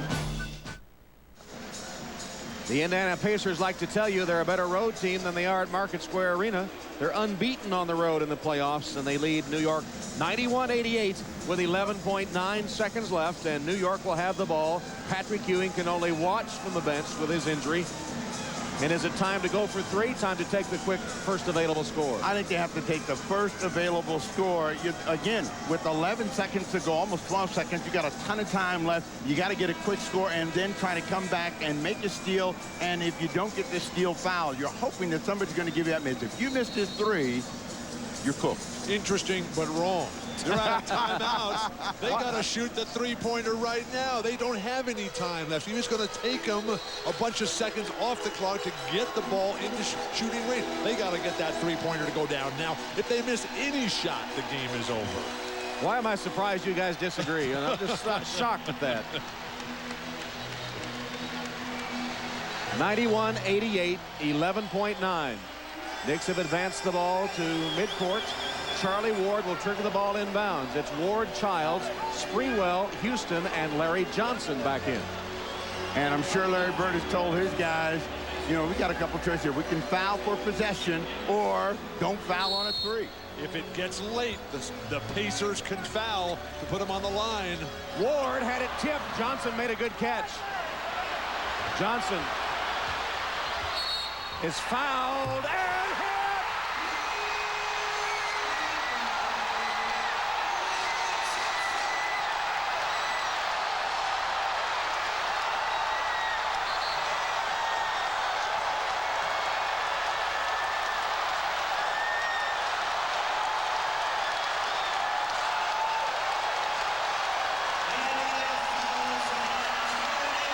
Larry Johnson has hit his career quota of wild shots today. But now he's got to make one, and when they rushed him, he said, leave me alone. I got to make a free throw here. The game is a long way from being over. Got it. New York by one. Timeout, Indiana.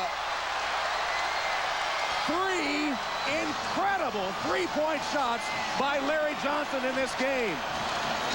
The worst possible scenario for Larry Bird and the Indiana Pacers, who has lost in this building. Bird has too many times on long three-point shots at the end of the game. Larry Johnson, the pump fake. Phantom foul called there. Running away from the play, Antonio Davis. Grabbed him, but you're in that situation, what you got to think is the worst I can do is foul and get possession. Goes for the pump fake. Now he's got a hand on him, and he's going to push, and he gets one. This is home court advantage. That's what you get when you play at home.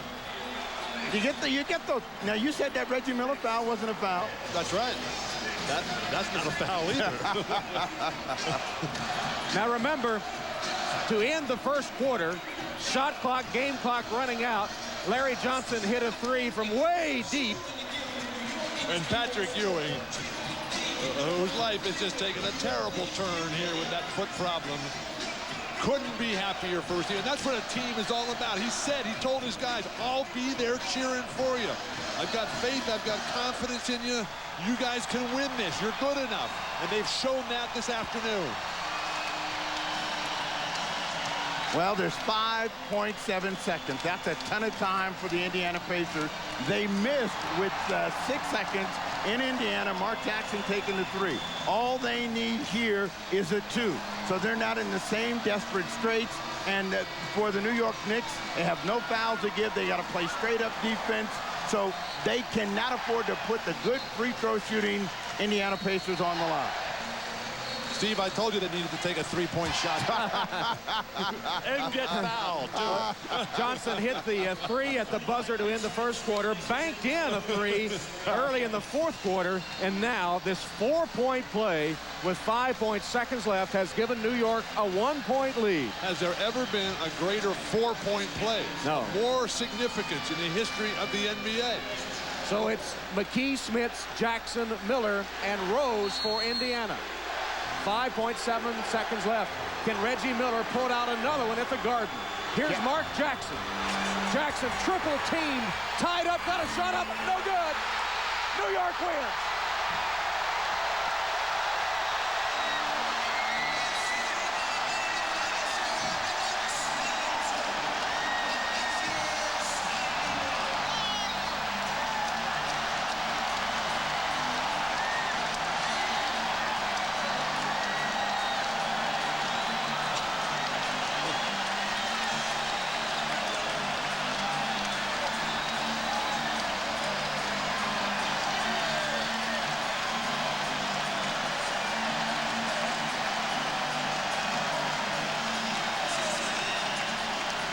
Well, Indiana never really got a good look at it. Mark Jackson was immediately surrounded by white shirts. 3 of them eventually converge on him, almost tied him up. He got a wild shot up just at the horn. Charlie Ward rebounds, and New York has the most improbable victory in Game 3. 2 game-winning opportunities for Indiana, and Reggie Miller does not touch the ball either time. That's not the way it's supposed to be for Indiana. Miller with 12 points, only 2 in the second half. And Larry Johnson with an amazing shot, and he is with Jim Gray. All right, thank you very much, Tom. Larry, tell us about that 4-point play. And was that what was called in the huddle? No, it was not. First of all, I'd like to say all praise is due to Allah. It was not called in the huddle.